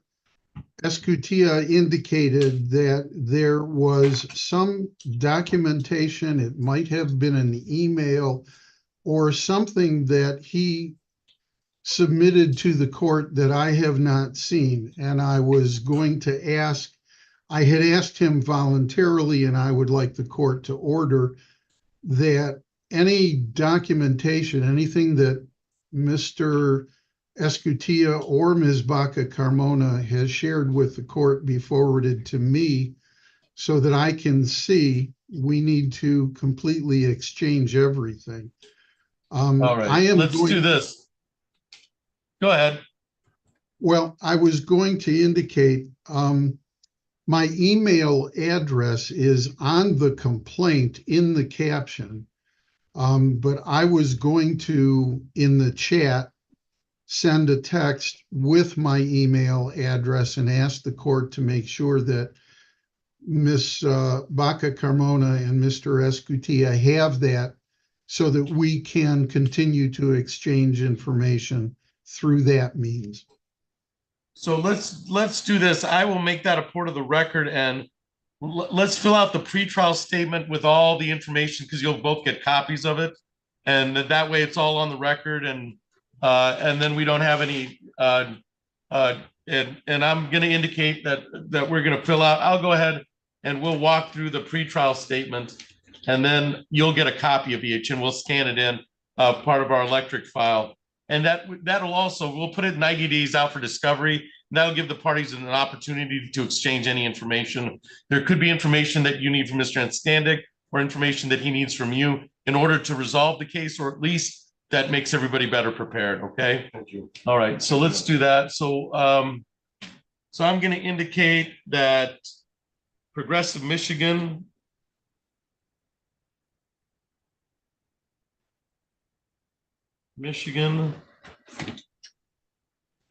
and this is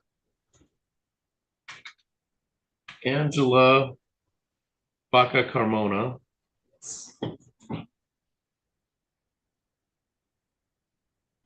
And Alberto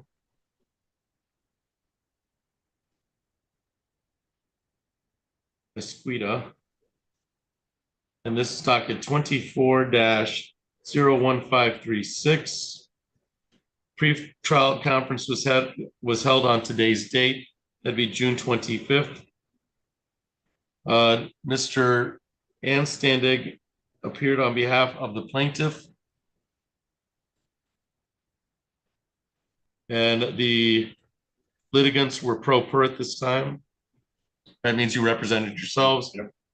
The issue here, my understanding after reading this, is an insurance claim. Would that be a fair statement, Mr. Anstandig? Yes, Your Honor. Insurance claim. There's some. It was just based on the pleadings. There was some talk of subrogation. Usually somebody holds in the pleadings or motions a motion for summary disposition. I'm going to go ahead and write that down as it could be a possible part of this. Would that be a fair statement, Mr. Anstandig, or do you want to wait post discovery to see if that's necessary?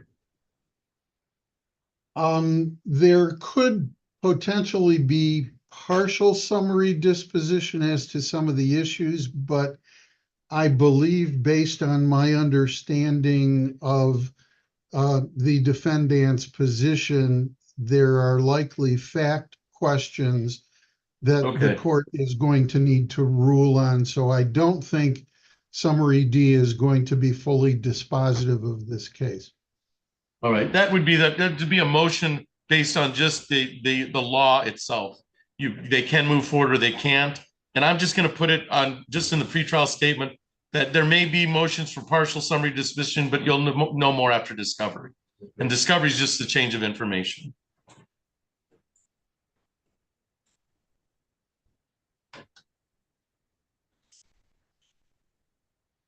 After discovery. I'm gonna cross out, since we haven't set it for discovery, I won't be, motions, there'll be no date at this time because we're not done with discovery. There'll be no consolidation at this time. Admissions of fact are not applicable. Exhibits are not applicable. Discovery, we'll set it out in 90 days. Do you think that's fair, Ms. Van Standig? That would be fine for plaintiff, Your Honor. Thank you. All right. About 90 days just to share information. Yes. All right. June, July, August, September. So 90 days out would be, okay, discovery, yes. And it'd be September 21st, 23rd. September 23rd, 2024. I'm going to put expert witnesses are not applicable. I mean, damages were pursuant to pleadings.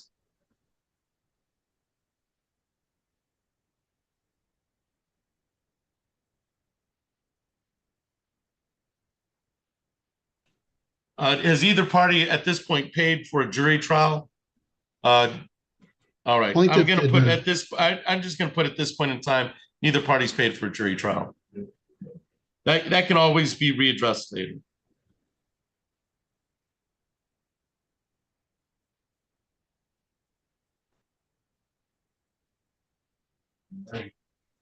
I'm going to put the possibility of settlement negotiations are continuing.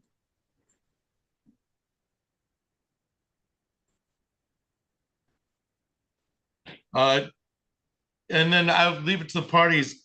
At this point in time, I don't think you know enough, but whether, because discovery's not taken place.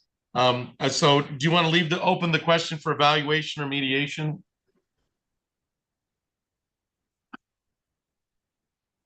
I'll leave it up to the court's discretion. All right. So I'm going to put open at this time, and just so we don't close off that avenue. I don't know if that's relevant or not. So all I've done on the pretrial statement, which is really just kind of like a game plan for the case, is for the next 90 days, discovery will go back and forth. I'm going to make sure that Mr. Anstandig's email is on this, so you have correspondence on this, and so you can get it to him, and then a good email information for you also. So you can, and it'll be on the pleadings itself. It'll be on any pleadings, but we'll just make it a part of this so you have the pretrial statement. All right, Mr. Anstandig, what is your email address? I just sent it through the chat to Ms. Court Recorder, but it is my first initial R, my last name Anstandig, ANSTANDIG at Stillman Law, 2 L's in Stillman, stillmanlaw.com. Law.com. And then Stillman is with 2 L's, STILLMAN. Is that correct, sir? Yes, sir. All right. And then a good email address, and I'll put it in, and we'll mail it to him. You're going to get a copy before you leave. All right. So good email for contact information would be? For me, it will be A as an apple, Vaca Escutia, B as a boy, ACA, ESCUTIA. ESCUTIA. At gmail.com. At gmail.com. And then, ma'am, for you? Mine is ANG3LABACA@gmail.com. So I have, so that's ANG 3LA. 3LA. Yes. Good reading my own writing. 3LABACA@gmail.com. Yes. All right. So as part of the pretrial statement, I've indicated that motion or pleadings may be partial summary disposition. I've left that open. I found admissions of fact exhibits are not applicable at this time. Discoveries, we have a cutoff date of September 25th. We can revisit that if there's additional discovery. Expert witnesses are not applicable. Damages pursuant to what was ever pled to. Joinder of claims are not applicable. And then neither party has paid for a jury trial. negotiations are continuing, and I've left both evaluation open and mediation until after discovery, because we just don't know. Mr. Anstandig, do I have your permission to sign this via Zoom on your behalf, and you'll get a copy of it? Yes, sir. And then Mr. Esquita and Miss Angela Vaca, I'm going to have you take a look at that, and you can sign it. Just make sure, if you have any questions, let me know concerning the pretrial statement, and then I'll sign it and give everybody a copy.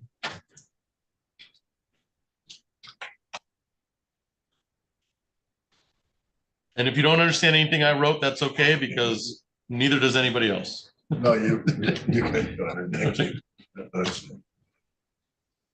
Where did I sign this? And it should be right under the defendant at the bottom. So I signed via Zoom, and then both of you can sign. For defendant, Judge? Yes. Defendant? Yeah.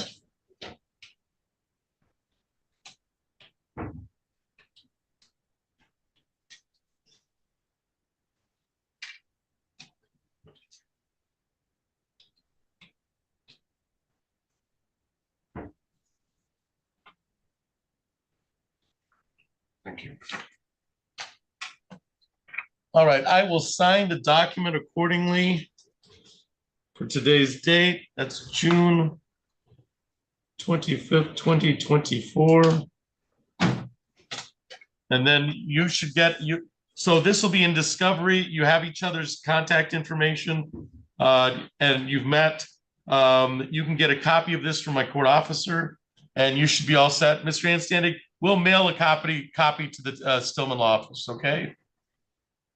Thank you. And I assume it will also be uploaded in the, Yes, we'll scan it and upload it. Correct. okay. So any further questions from the defendant, Ms. Baca Carmona, or Mr. Escutia? Do you have any questions of me? No, we learned quite a few things new here. All right. So I didn't know nothing about Discover or any of this stuff, but we going. All right. Baby steps. Bear with us. We'll send you that information that was shared to the court. As soon as we leave here, you will see that information that we sent to Judge Flores courtroom to you as well. Yeah, if you don't think we have to on our behalf, and any other questions or anything you need and through that Discover, just let us know. We'll be pleased to help you out to get you job resolved, and we go forward with this. All right, thank you. Mr. Anstandig, any other questions of the court? Nothing on behalf of plaintiff, Your Honor. Thank you. All right, you're all set. Thank you for your appearance, everybody. Your Honor, thank you.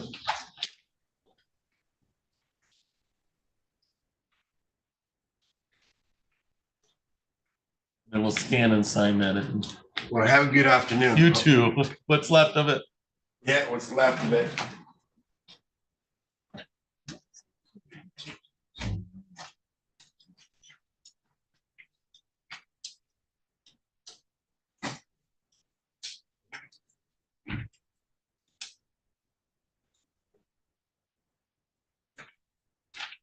All right. Mr. Fay, I think we can call your case now. You've been waiting so patiently. Okay, that works. All right, so we're on the record in 24-01536. That is Citibank NA versus Herlinda Sanchez. Parties, please introduce themselves to the record. Mr. Fay. Good afternoon, Your Honor. It's Craig Fay, P81401 on behalf of plaintiff. All right, for whatever reason, there is an attorney of record on the case, Mr. Stratton. It would appear that Mr. Stratton has failed to appear today on behalf of Herlinda Sanchez. There's nobody here. This was scheduled for 2:30. It's now 3:16. And it would appear that the defendant on the case has failed to appear. Inside. Has failed to appear for the pretrial. I still can't find.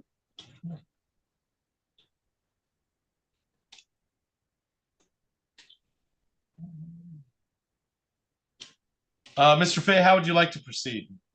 Generally, we do get these resolved. We do have a working relationship, Mr. Stratton.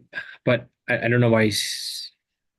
I'm just trying not to, in a way, not to get him in default. But if we do mark the matter as default, if we can submit it under maybe under the 7-day rule, and in the meantime, we can try to get it resolved. Right. Trying to. I don't necessarily want to default them in a sense. So maybe if we do it under the 7-day rule, I can. Yeah, that I think I will entertain an order. So the court will entertain an order under the 7-day rule.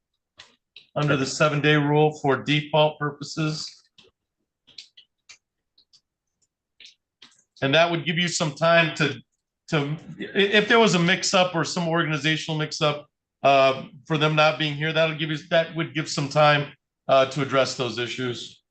Sure. Yeah, and we generally get them resolved with Mr. Stratton. So in the end, it'll all be all worked out. So that allows some time to contact the attorney. All right. If not, then then we will take that under the 7-day rule, and that'll be you'll e-file that or file that electronically, Mr. Fay. Correct. All right.